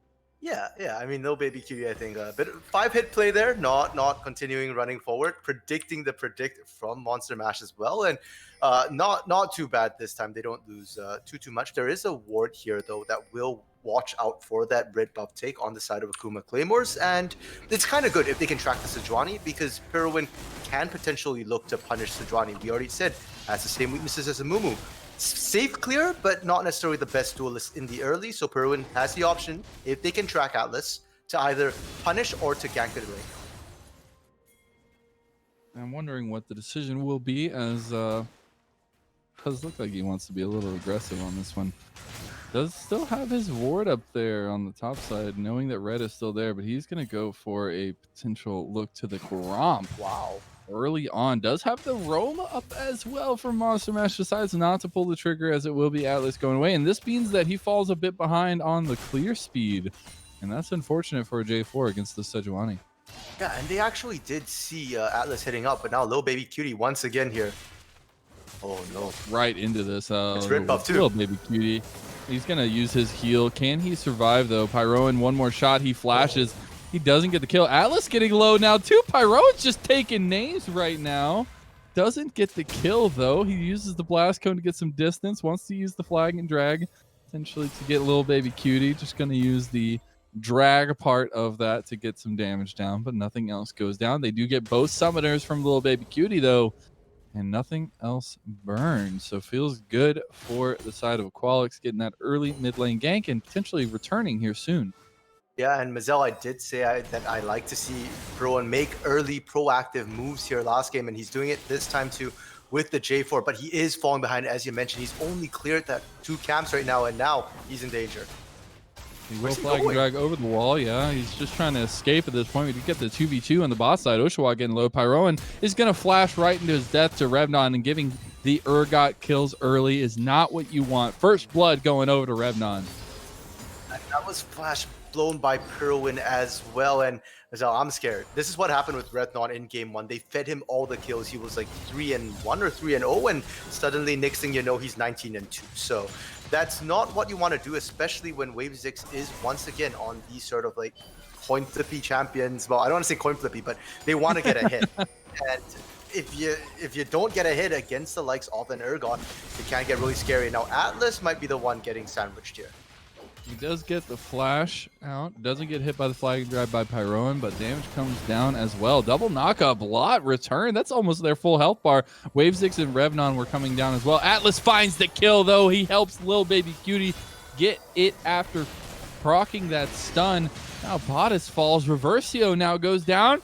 And it's 4-0 at 4 minutes and 20 seconds into the game, all ready for the Claymores. They are wheeling and dealing right now, RMC. I don't even know what I'm really looking at, Mazel, because Pirowin, okay, he's aggressive, I'll give him that, but it's really not working out. He's 0-2, he's cleared 2 camps, and they've just lost pressure in mid and bot lane as well. I mean, giving Revnon kills is scary, but giving a Vayne kills is equally scary here. And the way Vayne works in the current meta is when she gets a hit, when she can, you know, if she's ahead of the opponent, she'll run you down, you can't escape, and she just does so much damage. So you have to CC her or you have to out damage her. And with Oshawott going down like that, it looks like the latter option is not going to be something they can look at. And Reversio was their carry in game 1, and that he's behind is not good. Even if you're on the kill, it's not great. Yeah, I completely agree. And 3,000 just about in the gold deficit of 5 minutes is not at all where you want to be in a game 2 of a best of 5. But there's still a lot of game to be played. I'm not discounting them just yet. It's not the start you want. It's a bit rocky, if I will say so myself. And the thing that worries me the most is Pyroan has committed so many resources to try and disrupt Atlas, to try and be in his face, like we were highlighting. But now, being down almost 20 farm in the jungle against the Sejuani, who will get faster at clearing, will be able to influence the map more, it's just not a good prospect.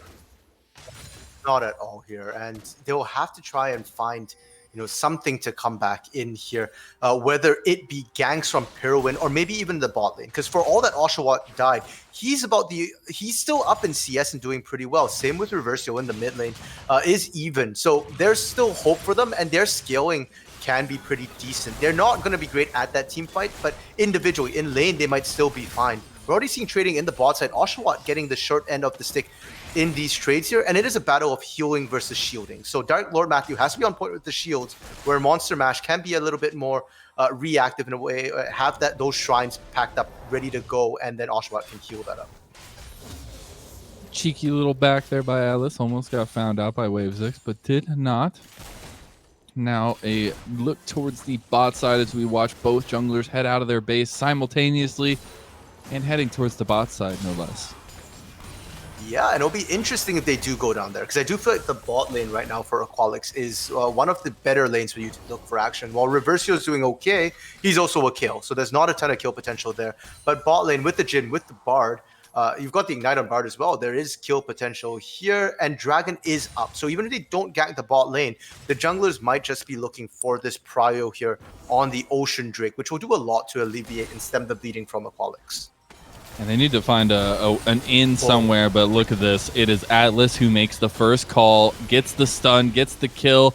They help give the gold over to Bottas, and then Atlas picks up his own gold. They're going to get a TP from Wave6, who picks up his own kill here onto Bottas. Now it's going to be a bit of a 2v2 with a roam from the mid laners. Dark Lord Matthew flashes out and survives. There is the laser beam to get Lil Baby Cutie another kill. And they will find Reversio on the transition as well. Turns out a little bit of craziness goes a long way. Now 7-1 at just under 8 minutes, and Reversio might be making it more. He has not found him. Oh, he was so close, but Reversio just back here. That's just absolutely massive. Oh, little Baby Cutie gets some revenge on that one. Picks up his own 8-1 now. Check that. That damage caught me off guard a little bit. There wasn't, that Vel'Koz can burst, but somehow, like, when it happens this early in the game, on the top laner, it just catches you a little bit by surprise. And while all that was happening there, we saw the teleport from Wave 6 into the bot lane. Guess what Revnon was doing? Just pushing. He just got a bunch of plates, a bunch of CS. He's now double Wave 6 CS. And they're 5,000 gold in the lead at sub 10 minutes right now, RMC. Like, this is a catastrophe. It's not just a Revnon difference this game. It's not a top difference. Every lane is struggling, and it's a jungle difference. Atlas was 3 levels up in that fight. We saw the Glacial Prison kick things off. Well, if you looked at Pirowin was level 3. Forget Cataclysm. He barely got all his skills at that. So, that looked like a 3v2 to start things off, but it felt more like a 3.5. The thing is we said that the big focus here should be on the bot side for Aqualix, but they're too far behind in every other lane. Now Atlas just gets to sit down here and focus Oshawott and Monster Mash while every other lane is doing just fine and dandy. And we've seen it back to back now. They've gotten the dragon, they've gotten a big lead here, and they will not stop. In the mid lane as well, Lil Baby Cutie just back with 2,000 gold, picked up a Luden's Tempest here. So that mid lane, which was Curtain Call comes out. Just get some damage here. Maybe looking for Atlas, but not going to find it. 4-shot hits Bottas there. Now Atlas wants to continue. Gets the flash, doesn't get the knockup, but Atlas going to fall. A little bit overeager there. I mean, Atlas is strong, but, not quite that strong. Unfortunately, pulled a little bit too far ahead. And Oshawott here, for the side of Aqualix, their bot lane has always been the bedrock of their team. While Reversio pops off, while Pirowin pops off, their side lanes traditionally were steady, where Wave 6 goes, weak side on a tank, and Oshawott and Monster Mash just hold down the fort in the bot lane, find small leads. And we've seen that in the CS. We just saw that in kills as well. Unfortunately, it was Monster Mash picking up the kill, not Oshawott. So not ideal, but then again, Bard can do damage if he Bard carry, baby. So not the worst thing. It's all I need in life is a Bard carry. Not really. Please don't. But yeah, I think it's okay. I mean, at least they close this goal differential just a little bit. Now you see Pyroan looking on the bot side. Oshawott is baiting them a little bit, but he might be a little bit of a too much of a bait as he's already dead. Now Bottas gets to clean house here, getting the Cataclysm out from Pyro, and he's still super healthy. The barrier comes out. That's a double kill for the Vayne, making a quadra, or potentially. Reversio doesn't follow through, though. I think that's a good call. You don't want to just go into this meat grinder right now that is this Vayne Lulu combo on the bot side. And unfortunately, the one area that we said, Aqualix, you've got to play through it. You've got to get ahead through this lane. You've got to do something about it, is now all she wrote down there. Point out too on that, it wasn't Atlas starting that off. That was a gank from, or an attempted gank here from Pyro, and like you said, Oshawott baiting a little bit too hard, baited himself there, and he's just getting abused everywhere he goes now. Atlas coming, wrapping around. They're gonna try and dive this. They want to. The Rift Herald is available for Atlas too. Oshawott gets caught, and again, immobile ADC mixed with mobile jungle will end up in a kill, but they have collapsed here. Big Glacial Prison comes out. Waves is getting very low. They still have the damage on the backside. Yeah, you don't want to take these fights. It just feels like they are trying so hard to continuously fight, to continuously contest, and they're at a point where they just can't. There's no chance. You're so far in the deficit right now with gold that it's just so hard. I don't see it unless you just farm up and try and get some more gold in these belts, that you can really take one of these. I mean, Reversio's TP right there, you saw that Revnon and Atlas were completely not scared. They were waiting for Reversio to show. He's down 2 levels. Leave him alone, Atlas. Gets the kill. And that's unfortunate. Dark Lord Matthew actually gets caught, but it's all a bait yet again and again and again and again and again. RMC double kill over here to Bottas, and that's honestly, I mean, that's putting a couple nails in this coffin right now for game number 2. They could just be putting us the game point. I know it's early in the game, but man, it's 10,000 difference. Yeah, 13 minutes, not even 13 minutes at 10,000 gold lead. I think this might actually be one of the biggest gold leads I've ever seen Mazel in all my castings so far. Like I unfortunately can't say that anymore, and I am very sad when I think about the game that was. That makes me not be able to say that. But yeah, this game is really rough. And I feel like for Aqualix right now, they're way back into the game. Oh no. Monster Mash. He just wanted to try to get back to his tower. There was a TP coming in for Revnon that he didn't see, or maybe he did see, and now it's Revnon on a killing spree, just continuously adding to that benchmark. Alex, how are they going to get back in? Normally you say look for picks, look for catches. Well, we've seen them look for that, and it just kind of doesn't work. And I think the game state is summed up by the vision right now. If you look at the vision, where is Aqualix's vision? It's all spread out. It's kind of all over the place. And when you, oh my goodness, Perrin's getting chased out by the support. Perrin's about to just die to a Lulu. Little baby cutie will find Wavesix. Yeah, Wavesix is just gonna get a nice repose, but still dies to the minions plus the tower there, and that's gonna be the 17th kill over to the side of the Akuma Claymores. Dragon goes down too, so they're just killing everything. This one's not on draft. Oshawott's done too. Oh, he misses the. Oh, it was so close to the fear beyond death, but it's not going to connect.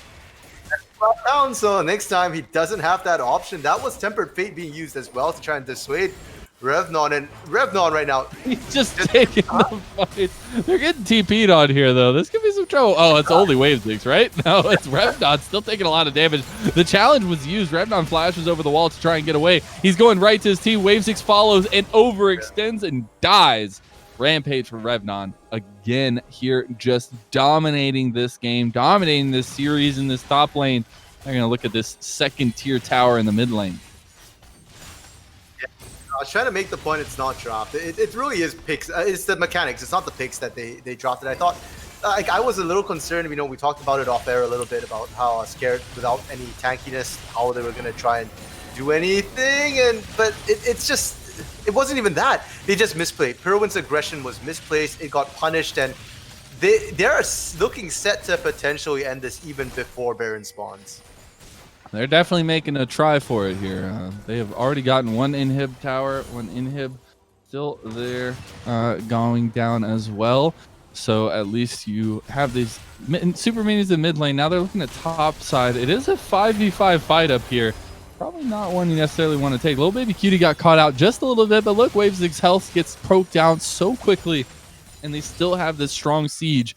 The wave clear doing them some justice right now. But don't know if they can actually take the fight here. The tower is getting very low.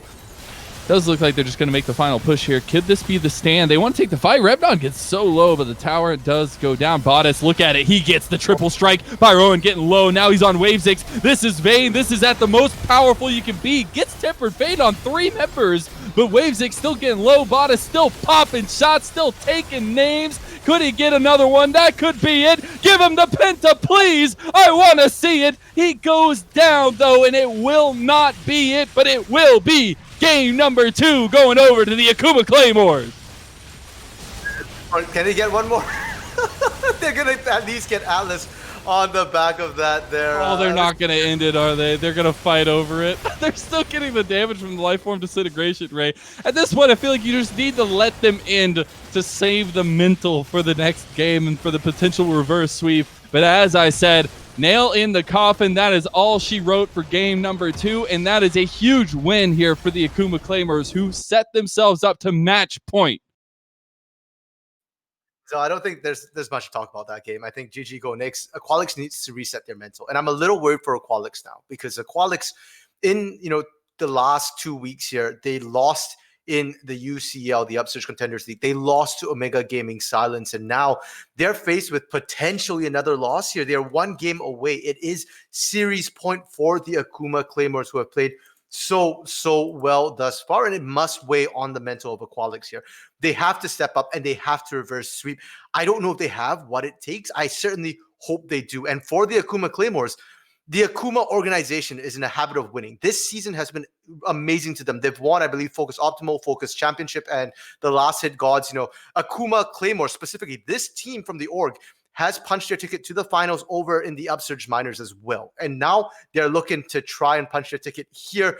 The difference in mental right now is absolutely huge. I feel like it's up to Akuma Claymores to maybe get a little overconfident, and maybe that's the opening Aqualix looks for, or Aqualix just simply resets the mental, goes really, really hard, and basically goes, we've got nothing to lose. And that's what I want to see next game. I want to see Aqualix play just, riskily almost, right? Like, not like this, not just kill over and die. Yeah, that's what I want to harp on a little bit longer, is this is not the Aqualix squad that we've seen rise up through this. And yes, they did fall to losers bracket, and that can hurt some mentals, but man, this team has been stellar. I mean, they have dominated some competition here.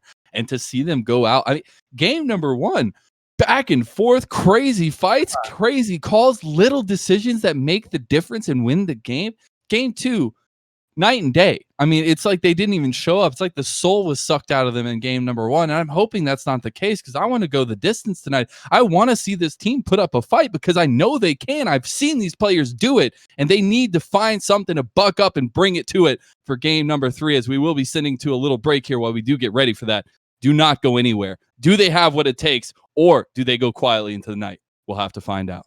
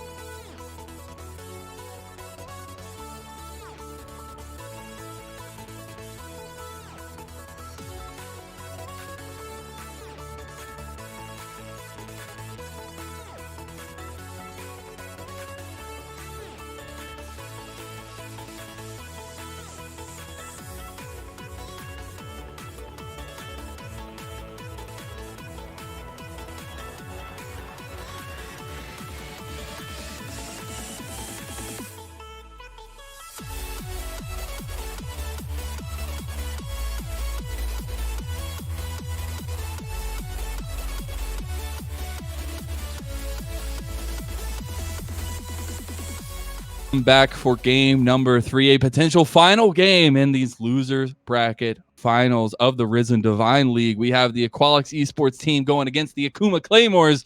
The Akuma Claymores up 2-0, taking the blue side, getting that blue side buff. They want to finish the series tonight and head home early. We'll have to see if that happens or if Aqualix can respond. It is Mazel and it is RMC, the randomest minion caster alive here on the desk. We're going to be bringing you through this game, this third game. Orn Victor taken away on the blue side by Akuma Claymores. Swain again the ban on the red side by Aqualix. We can just go right back here to their bans in game 1 because they don't have to necessarily ban, the Amumu this time, or even maybe I don't know if they want to leave that Samira open. Honestly, the Kane doesn't seem like it's been a big deal, and Aqualix on their lesson. They're banning the Amumu themselves on the red side. And Mazel, after game 1 and game 2, I don't think I can call myself the randomest minion on the Rift anymore, because game 1's and game 2, that was random. Epic game 1, differently epic game 2, and I'm hoping game 3, 6-0 Aqualix. That's their regular season score. I want to see them come back and play that way again, Mazel.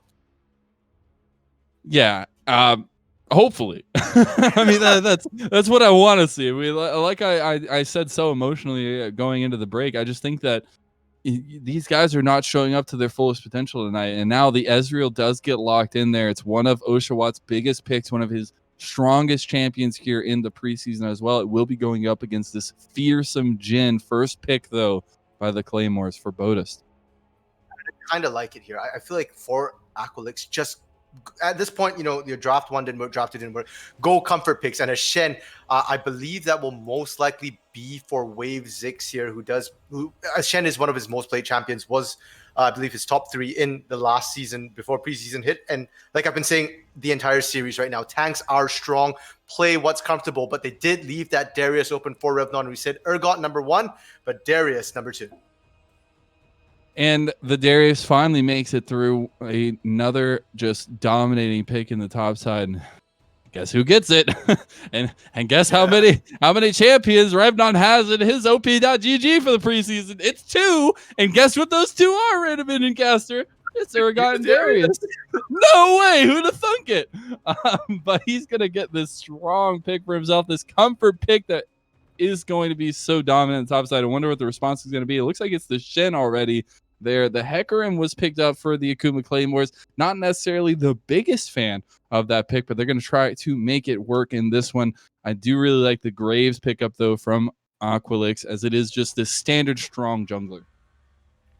One big difference between that Graves and what we've seen Piroan play before is the fact that the Jarvan, the Hecarim, they're melee champions. You have to go into range of dying in order to get your damage off. The Graves, it's a little safer here. And given what we saw in game 2, where Piroan was level 3 when Atlas was 6, I respect the safety here. It brings you the damage, it gives you the early game strength with a lot more safety in your pocket. So I like the picks, and I kind of like that Akuma have switched up their picks as well. We're seeing the Hecarim instead of the tank jungle. Maybe we get a very different sort of early game, a very different sort of game in general here from both these teams.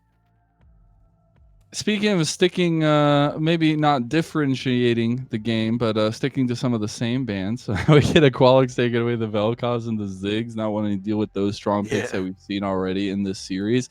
Little bit of the wayside bands coming in for the Akuma Claymores, though. They take away the Akali and the LeBlanc. Do not want to give the tools to this Reversio, as he did so well on the Silas in the first game. The Gnar is picked up here. Man, this composition is getting a little crazy. I want to point out that Victor has actually somehow slid. Oh no, Victor's a ban. Never mind. It was ban phase 1. What am I saying? So yeah, mid lane, I think the Akali and the LeBlanc make sense for bans here, because if we're looking at comfort, if we're looking at, things that Aqualix thinks they can try and carry on. For Reversio, it's going to be Assassins. So you take out the Akali, you take out the LeBlanc. There are still other options such as, the Yone.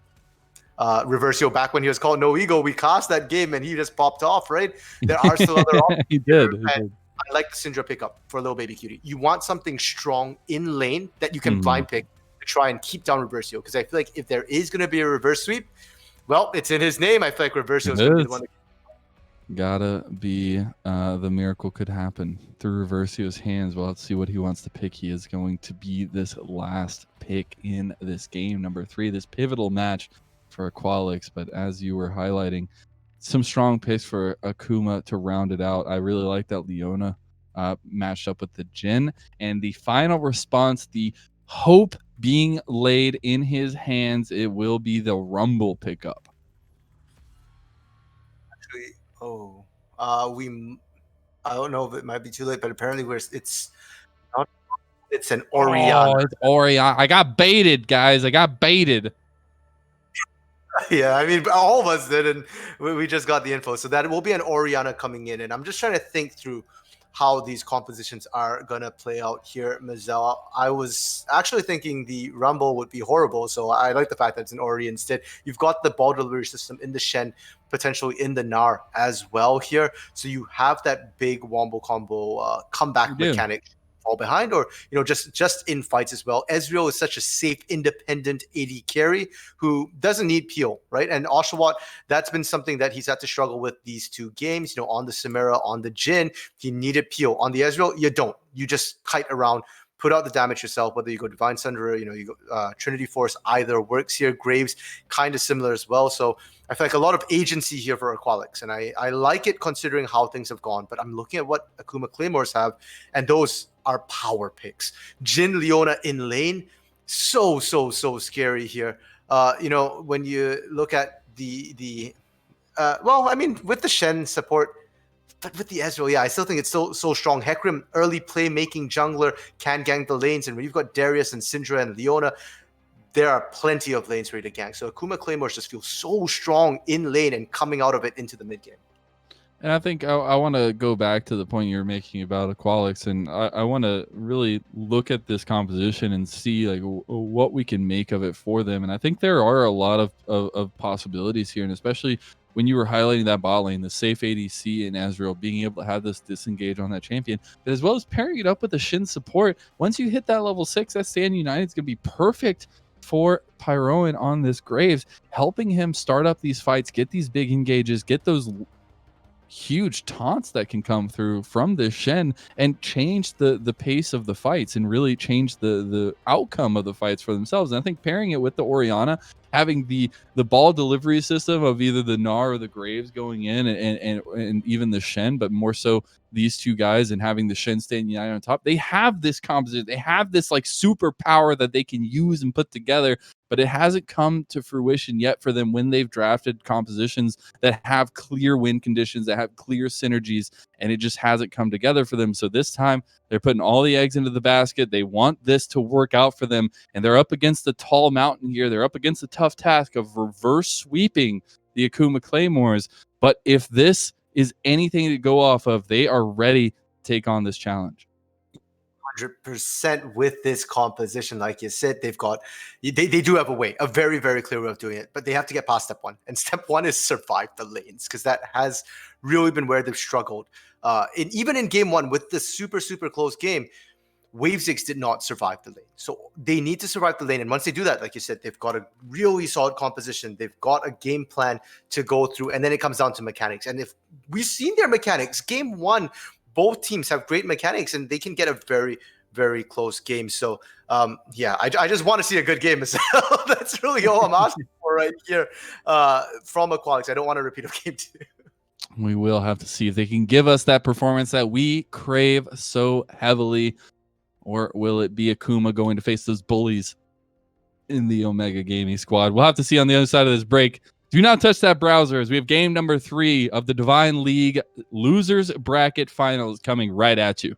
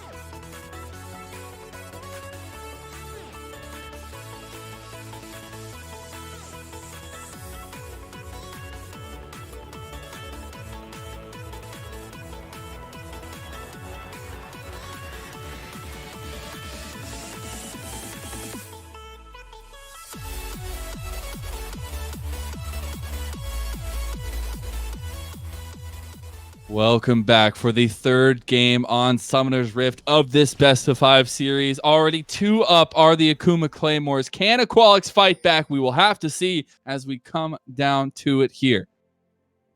And I mean, right away, I feel like if there's a game for an invade, it's going to be this one for Aqualix, but it's actually both sides potentially looking for an invade. Already a deep ward put down by Claymores at the red buff, and for the side of Aqualix, are they going for a delayed invade here?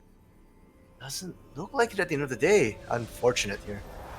It does not look like they will go for any kind of shenanigans early on. Just another bit of scouting out early that we've seen in all of the games so far. But the question is where these junglers will start and where we'll see them prioritize, as we have seen every game thus far as well, them being the catalyst for these teams. Speaking of these sort of catalysts here, in the previous games we have seen tank junglers, Mazel, but this time it's Graves, it's Hecarim. Not about tanks, it's about ganks. No tanks. I mean, I guess Shin is a tank and Leona's a tank, but like, really though, like, no, they're still fine. Okay, they're tanks. We'll give it to them. They get the tank card. I mean, but this time, like, definitely not tanks, right? Graves, Hecarim. The tank Hecarim, I'm probably going to lose it. And I say that because I did cast the game with the tank Hecarim because, you know, OP, Funfire, Wind Cape.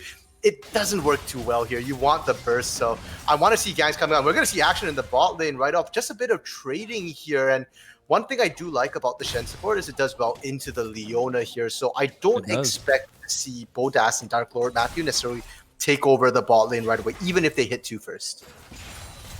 Yeah, you always wonder about how that level 2 is going to go, but obviously level 2 will be achieved by the Akuma Claymore side of the matchup, and they will use that to gain a little bit of priority in that lane itself. Now, that being said, I still think that there could be some focus towards the top side of the map, especially when you're looking over at the side of Pyroan. But again, it looks like Atlas wants to focus down towards the bot, wants to try and get Dark Lord Matthew and Bodas ahead. Yeah, which is an interesting choice a little bit here, because we have seen Oshawott and Monster Mash play pretty well despite all the situations, but Pyroan going to kick it off in the mid. Yeah, I don't know if he's going to have the damage there. He does not. And the flash not burned either by Little Baby Cutie. Yeah. His health bar burned a little bit, but nothing's going to come of it. It's not necessarily a ton of kill potential right now. Little Baby Cutie, it does have enough health that Reversio probably won't be able to burst them down. Teleports for both mid laners as well means that they're pretty safe to go back, and we see Atlas now sort of going in aggressively with Bodas and Dark Lord Matthew here, trying to find Pyroan. And in game 2, it was the complete opposite, where Pyroan was looking to find pressure, and we might see a collapse. Reversio's coming down.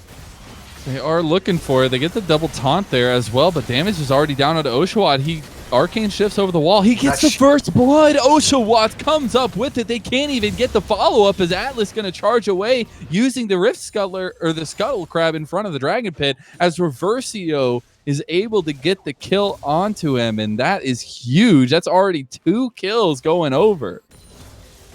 It's great to see. And honestly, actually, one point I was thinking of bringing up, Mazel, was the fact that Oshawott started tier. And that's a little bit, I feel like, a trap, because there's no combat stats on that tier here. It's just mana. And usually that means you lose all pressure in the bot lane, especially when you are an Ezreal. But Oshawott being able to pick up that kill with that shield coming in for Reversio clutch changes matters. Because now you accelerate, you start stacking that much faster. And Atlas going right back at it with a level down. Atlas having a lot of trade potential here against this Graves. Looking for a couple shotgun shots will do. Pyroan can't get over the wall and he dies. Atlas takes the kill. 1 traded back. They could find Wavesix here too. He flashes. The slow came out, but Revnon didn't want to follow it up. The burn's going to do a lot to Wavesix in this little mini Gnar form, and they actually turn it around nicely on the top side of the map here. That was a level 3 Hecarim against a level 4 Graves as well. Both of them fairly healthy here. So that's going to be scary for Pyroan now in his own jungle. I thought things were turning a little bit because they fended off that gank so well. But in the 1v1 at least, Pyroan will have to be careful. The team can collapse. And as we say that, Monster Mash was actually roaming up a little bit. And I feel like that's how Aqualix found success in game 1. Monster Mash roaming. Pirwin roaming. It always felt like there was somebody ganking your lane if you weren't bot. So I mean, like the proactive moves we're seeing already, and I like the fact that Oshawott is able to sort of handle the pressure 1v2 or 1v1 since it's now Dark Lord Matthew. Yeah, he's going to get his own little roam as they go and see if they can get anything in the mid lane at the moment. Doesn't look like it. You do still have a dragon on the Rift that has spawned about 40 seconds ago. It is the Ocean Dragon for the first one of this game. So no Ocean Soul this time around. And we'll see who wants to focus it first, because I think we already highlighted it. The objective control has been a big focus already in this series, but I think in this game it's going to be even more important and really looking over at Aqualix for that. Although Oshawott has found a good trade on Abodas, we will get a bit of a fight in the top side. Wavesix gets a bit of range. Flashes Revnon. He's going to get the guillotine before he can go Mega Gnar. He goes down. Bot side is now turning also. Oshawott gets stunned. Nice taunt from Monster Mash, though, but that's still Dark Lord Matthew cleaning up Oshawott. They're going to find another one. Here comes the TP, but Pyroan is here too. This is going to turn into a 2v3, but Reversio getting stunned up early. Dark Lord Matthew getting shot by the shotgun. One more will do it. He doesn't go down, but finally does. And they respond with absolute chaos in the bot side RMC.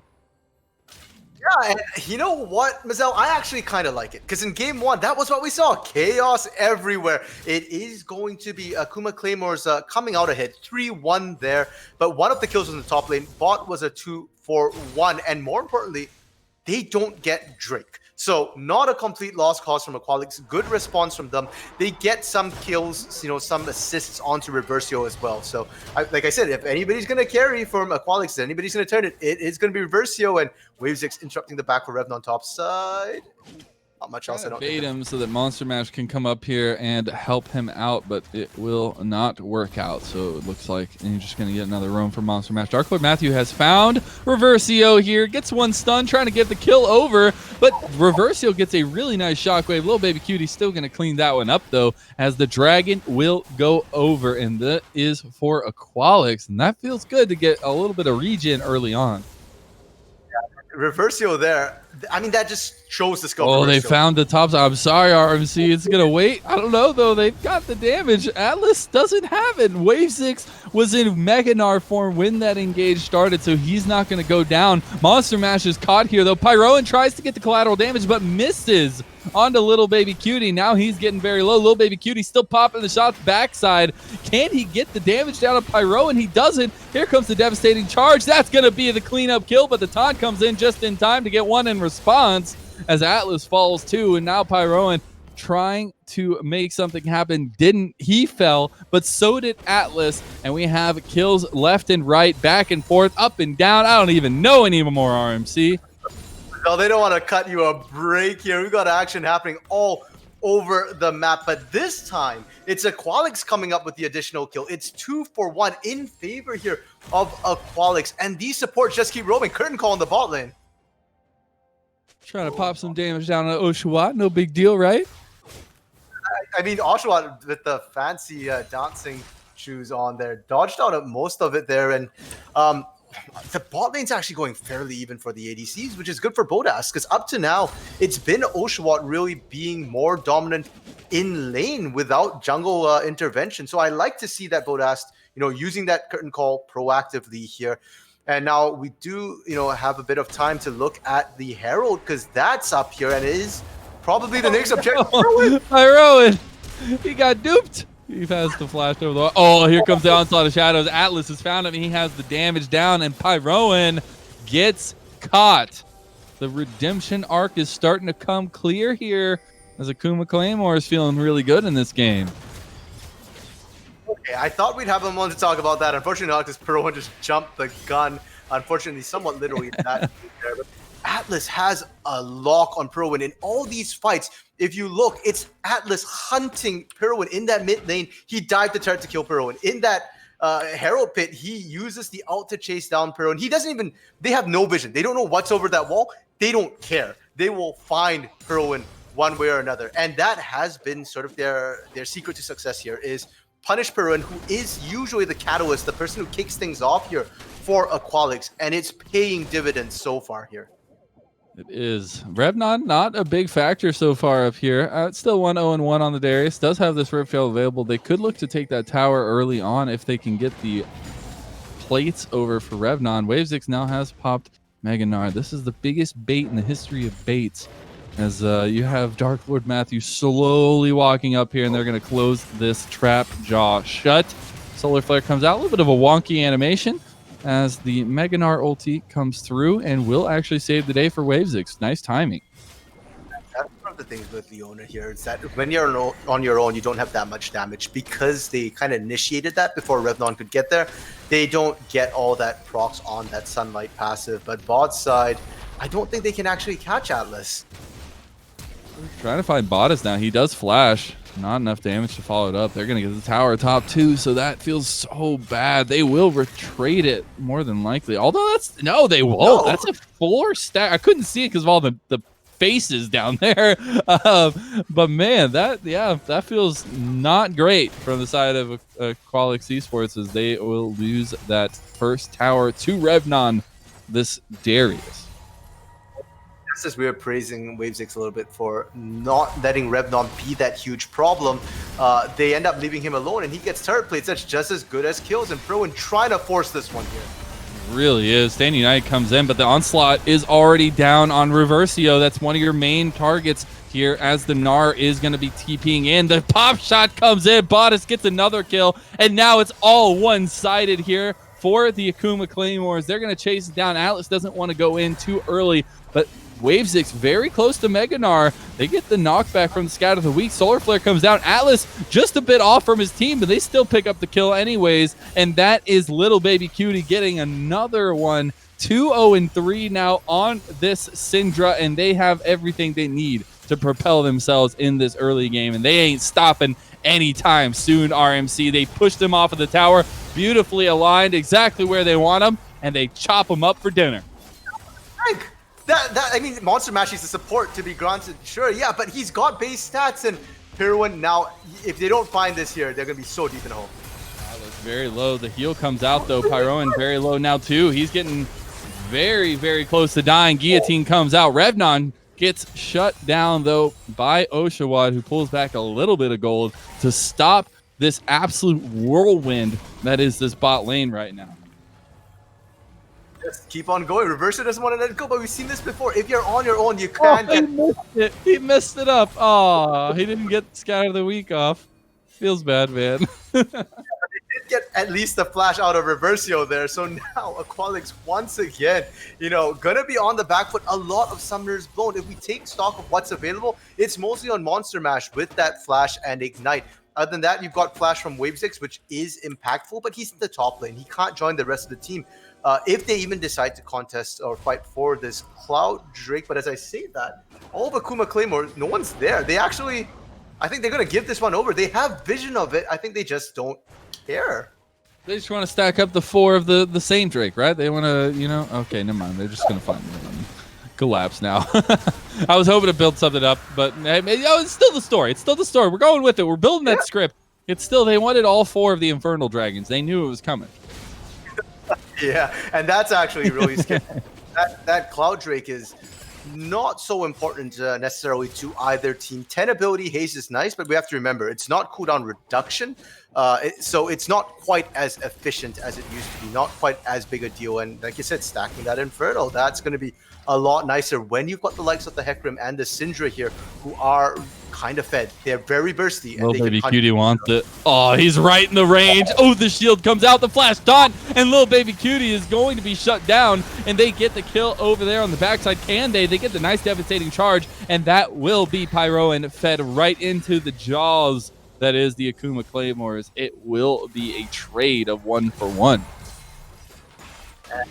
Oh my goodness, Mizel. Pirwin is just under 50% of the team's deaths right now. Akuma Claymores is just picking on him. This is just flat out bullying at this point. They don't care that Reversio is almost dead, that Monster Mash could have gone down. They want Pirwin because he's the one to kick things off. And now that Pirwin's down, now that your usual initiator, playmaker is not the one making actions, I feel like Aqualix need to look who's their next option. Monster Mash has been really stepping up. His taunts so far have been absolutely massive. Catching people on the turret, it's been great. And now I'm looking at Wave 6 with this Gnar. You've had the benefit of solo time in lane, and you're supposed to be that mega Gnar who can be that tank for your team. So eyes for me are on Wave 6 to try and make a big team fight happen. We said they have the tools. I want to see them use it. They do need to whip some of those out at this point. See if they can do that. We get a bit of a lane swap going on here as the ADCs will take their normal place mid, and we get the side lane switching it up with the Syndra in the top side against that Gnar at this point, and the Orianna against Darius. Although Revnon gets the Stand United used on him, still getting very low. Revnon is gonna go down here, trying to look for a kill in return, but will not find it. One more shot will do it, and Revnon is now slain by Reversio. Lost down, and this is hope for Aqualix as well here. Sure, there was no bounty on him this time, but when you kill Revnon, you do kind of slow down a lot of what Akuma Claymores can do. So I like that they did that, and I like that Reversio was just standing there baiting a little bit too as well, and that's the way they're going to come back, I feel like. Oh no, they found Oshawott. He walked straight into the devastating charge. One more shot. He didn't bounce the grenade either. Bodus wanted to try and get it, but does not find it. They still have an angle here, but they're going to be running into a lot of members. They don't necessarily want to. Big curtain call here, though. Atlas just runs into the fight. He almost picked off Oshawott. Here comes Revnon, though. Revnon gets the guillotine. That's immediately going to stack it up. Solar Flare comes down, as well as the Scatter of the Week. Another guillotine. Bring it on. Another one. That's a triple kill. And Revnon is unstoppable in this series. They will find another one. Hand it on over. Give Revnon that new improved gold stack, as he will get that one. Quadra kill for Revnon, right where it needs to go. You should not make Revnon angry. You three-man gank him, he will quadra you there. Or was that triple? Was that a quad? It felt like a quadra. Yeah, okay. I guess it's because the last one took a while. But yeah, you kill him with 3 people, he'll kill 4 of your people there. And Revnon, who wasn't a monster before this, is a huge monster now. He just went from, what's that, 2-2 to now 6-2. And we've seen what Revnon can do with the lead here. If you're Aqualix, you gotta be a little bit scared of this Darius, of this madman running you down. I am very interested at Wavesix picking up this Trinity Force on the Gnar. Not something we typically see, but good work out in his favor. It's getting a little bit extra damage for himself. This is where we're looking at now, though, in the mid lane, where you see a lot of presence, a lot of priority from both of these teams. And actually, it is Aqualix who are the ones pushing up right now and setting up for this dragon. It's 40 seconds until this dragon comes up, and it is that first Infernal Dragon of the Soul. Could be soul point here for Aqualix if they can secure it. See if they catch Revnon out here. Shockwave doesn't land because of the flash, and he gets out. Flash away from Revnon, but that means it will not be available necessarily to get in there. Does have the stride break. Found him. He found Reversio. The Stand United is not going to matter. The damage is already done, and that's a rampage here. You can't stop the swirling axes, and Revnon is going to help Atlas get another one. Taunt over the wall. Dark Lord Matthew not able to follow it up. Scout of the Week lands beautifully onto Oshawott. Curtain call comes out. He flashes, but little baby cutie will shut him down too. And now 22-9. Akuma Claymores looking to secure it all. They will take their first dragon. It started so well for Aqualix here. They looked pretty good in the early game. They got the first 2 kills. What on earth happened? Where did everything go so wrong? And Akuma Claymores, you know, they're starting that Inferno stacking here, and we already spoke about it. 4% each Drake. They can potentially get 16% attack damage and ability power. And I feel like Revnon, really, you really don't want to see that coming through on Revnon here. Definitely do not, as he has already been such a terror on this Darius in this match, only 19 minutes in. Huge gold lead developed, about 5k circling under for the side of Akuma, and now they get to kind of reset at this point. They've gotten this last Rift Herald. They're going to be able to use that at some point. Now Wavesix has found Atlas, but Atlas can come back with a decent amount of healing. That Trinity Force is doing work for Wavesix. He's going to flash for it to make sure it goes down, and he gets the solo kill in the side lane. Gnar turning up big. Right now, I mean, he's been the one to be able to sort of sit on the side lane collect a whole bunch of gold. He built Trinity Force as well, and that to me tells me that he wants to split push a little bit, get damage off on people rather than go that super tank Gnar as well. So I'm glad to see he's doing this. And Mazel, the composition here in game 2, I didn't like what Aqualix dropped it because it was risky. You fall behind, you stay behind. This time though, like you said, they have the ball delivery system. They have tools that can still allow them to come back. So despite the fact it's 20 to 10. He's sorry. Yeah, 20 to 10. Can you reach him? I don't. Oh, okay. Yeah. Okay, we should stop looking at that because it's not going to actually net anything. It's just hilarious. Like, he doesn't care.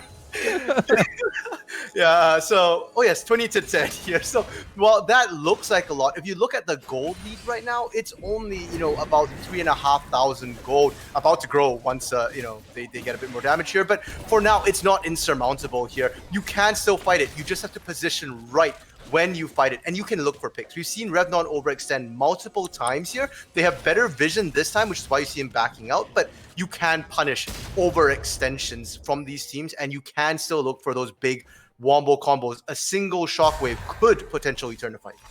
It could. Have seen it so many times before, and she is hitting those item break points, but they have found Monster Mash, who's forced to use the taunt early, does have to flash as well, as that's going to be big tools down for Monster Mash, the main engage, the main frontliner here so far for Aqualix. Do technically have that backup in Wave 6 as well, so it's not necessarily the end of the world, but Wave 6 would actually have to be with the team, and so far Wave 6 is more than happy to just continuously push out the side waves. Does Reversio know that Baby Kitty's there? He does now. He does it now. Stand United comes down as well as the shockwave. Can they get him? That's going to be a nice taunt there. Reversio could be... Oh, okay. Monster Mash is going to take the kill this time. Reversio almost died there. A little bit dicey there, and Monster Mash this game. Oh, they found Oshawott. Oh, he's going to go right into the trap. That is Revnod. He's saving the Arcane Shift, though. Oh, he does get it backwards, but he's still going to get everything used on top of him. And that is your ADC gone. That is the person that is helping you thin down the health bars of the enemy team. Done and dusted. And I'll give Oshawott this. He tried. Like, that was looking like such a good escape pattern. Unfortunately, you were hemmed in all around, and Reversio is off split pushing here, so they aren't going to be able to defend this turret effectively. There's just too much damage coming across, and they will lose that. Reversio is too far away to get anything, and we're seeing a TP into the bot lane as well from Lil Baby Cutie, so they're looking to try and take this last the little bit of health here on the bot lane turret as well. Wave 6 going to find some defense potentially here, but does get caught, and that's going to be a lot of damage down. Megadar ult comes out. Power Unleashed came too, but not going to be enough damage to get the health bar of the Gnar, but they will get this tower that they oh so wanted. That's why they set up this whole play in the first place. And they are rewarded for it because the play was set up well, executed well. And now Baron is on the table. Neither team has so much as spared a glance at Baron. Any vision we're seeing around there is mostly incidental vision they just picked up in transition or dropped down from earlier, that pink ward there. Dragon though, 30 seconds. I feel like that's where we're going to see the team send their attention here. They are so focused on the dragons, and I keep harping on this, but Aqualix needs to find a good team fight. They're not going to be, the picks aren't working. TP coming in. See if they want to take this fight. Oh no, Pyrone's caught. That's already your jungler down. That's this fight gone. You have to get out of here, but they're looking to close it down. They have Atlas on the flank. They can't get anybody else in position for it though, as the dragon still there, still taunting everyone, and it will be started up by Akuma, as it is just Aqualix who have to give it up. The true shot barrage are really early. I think they might have overestimated the damage coming out of Claymores, and that second Inferno. Go straight to the Baron? Yeah, they can actually go straight for it. Perone will be up in 3 seconds, but I do feel that, they're kind of strong enough to force this potentially here. TP. It's going to be another fight here, RMC, as Reversio is here. They have 4 members. Pyron still running this way. Baron getting low. Baron at 4,000 health. You don't have smite here. What do? You've got to take the fight. It's getting lower and lower as it's going to be taken by Bodas. Now the fight going to continue. Wave 6 in the middle of everybody. Can't get the damage down. He's already going to get one, but he gets wiped down as well. Now they're going to try and take the rest of it. Pyroan has shown up on the backside of the fight, but they've gotten a 3-man stun there, as that's going to be Dark Lord Matthew going down, and it's actually going to be Aqualix who take this fight, forcing the Akuma Claymores to run away with this Baron buff that they achieved. They've killed 2 of the Baron buffs. They're going to overchase, or not overchase, they're going to continue chasing. Pardon. It could be overchasing. This is still Revnon. This is still this Darius. Guillotine comes down, and you did not want to walk into his house. You are a trespasser, and he just used self-defense. Why are you still there? There is nothing you can do at this point. You are dead. You are done. And Revnon will not get that kill. The ace will go into the pocket of Bodas, and that is so unfortunate. Called a caster curse if you kind of accidentally called it, and it did happen instead of the opposite happening there, because yeah, I mean, that was an overchase. And I was just thinking, Oshawott caught him online. The Mira mana is here now. He does have the Divine Sunderer. That's that breakpoint Ezreal's wait for, but you can't Arcane Shift into range of a melee. That is a death sentence. 11-2-7. Revnon, I'm getting flashbacks to game 1 with his 19-2 Mordekaiser here. Not looking to slow down anytime soon, as they will transition their thoughts up to the top side to try and get this tier 2 tower up here. Still having a lot of strength in them. They have about 9,000 gold in the lead between them.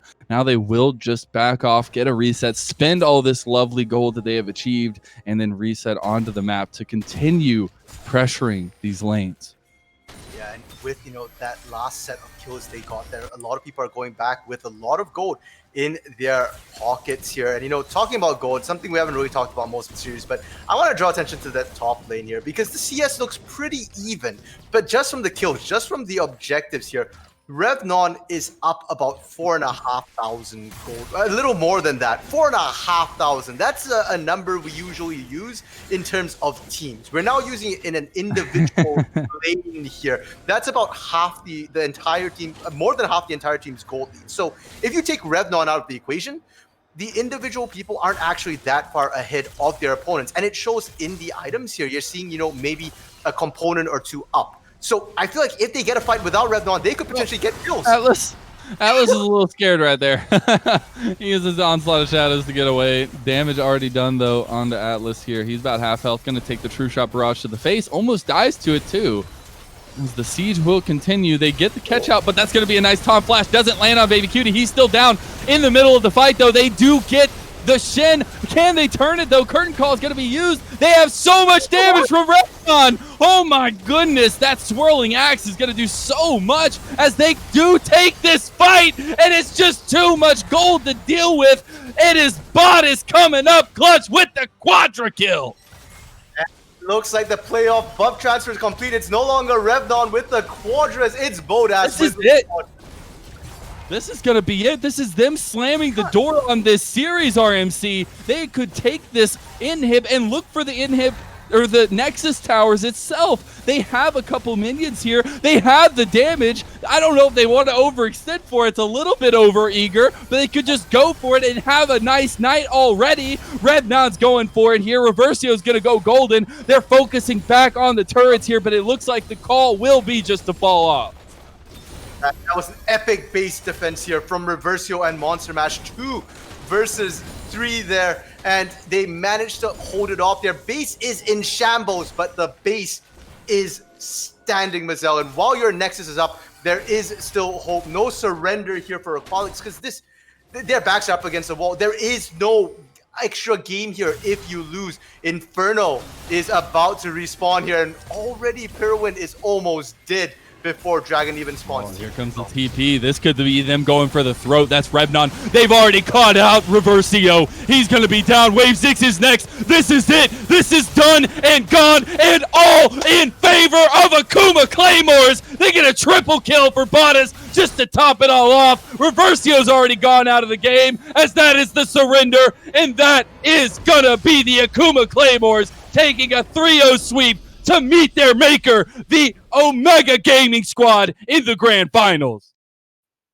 Boss Omega Gaming sent them both down here, but it is going to be Claymores coming back up. Omega Gaming beat Aqualix 3-1.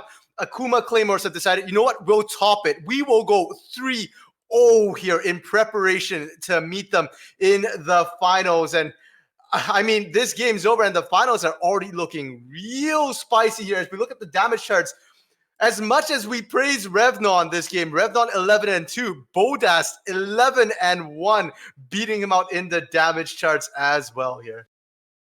And the number 6 seed coming up to upset Aqualix, who were sent into the losers bracket, had to wait to play this series, had to find out who their opponent was going to be. And it turns out their opponent was just too strong to handle. I mean, Akuma Claymores, props to you for how you came out and manhandled this game in this series in totality. This team we talked about in the breaks, in the broadcast, Aqualix were the top dog. They were the team to beat. They were the masterminds. They were undefeated in the regular season. They were looking so good going into the playoffs. And to come in and have a performance like that, it is so unfortunate to not see these guys play to their full potential that we know they can.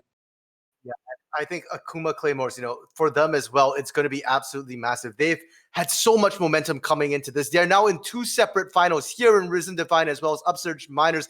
This team, I think, has been winning so much, they might have forgotten how to lose, because tonight, that's what it looked like. And so, when we've got 2 underdogs, both Akuma Claymores and Omega Gaming, neither of them were, hot favorites coming into this. Like you said, Aqualix 6-0 regular season. They were the favorites. Now we've got 2 dark horses. The finals are looking super, super spicy. Commiserations to Aqualix. Like I said, we didn't get to see their full potential here. I hope we do get to see them again next season, because, I feel like they need a redemption arc of their own here. I feel like that as well, but we will bid adieu to them. They will take 3rd place in this tournament. So congratulations for them for making it that far, for achieving the 3rd place.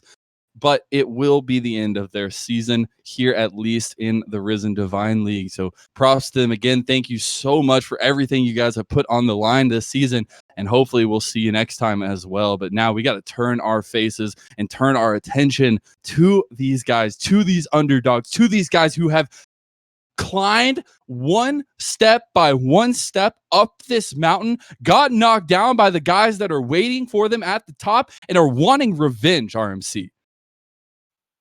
And, when we take a look at that, they will be on next week. And you look at what these teams have done. Omega Gaming has had a very similar run to the Akuma Claymores as well. They've taken out a lot of the same people that Akuma Claymores actually had to meet in the losers bracket. So, that when they meet, it's not only going to be a grudge match here, but it's also going to be a lot more of a mirrored match where I think they play kind of similar styles as well. So, we've got 1 week. There's a lot of time for hype to build up. So, just 1 week of excitement. Let's go, boys. It is. And I do want to highlight that it will actually be Omega Gaming Science who come away with a 1-game win in that best of 5 series that we'll see for the grand finals. There is still that chance that if it is going to be the Akuma Claymores who win, they will go on to face another game in a best of 1 just to decide who the winner is in totality. But I think that right now it's them set up with this momentum, both teams coming in with these huge runs, these crazy games fueled by that passion, by the drive that they have for this game. And I don't think that we could get a better finals. I am so unbelievably excited, and I get to sit back and watch it, which is a little sad, but even more exciting because I just get to watch this action unfold in front of us. And I'm hoping we get to go the full 5 games, RMC, because that one would be a absolute banger.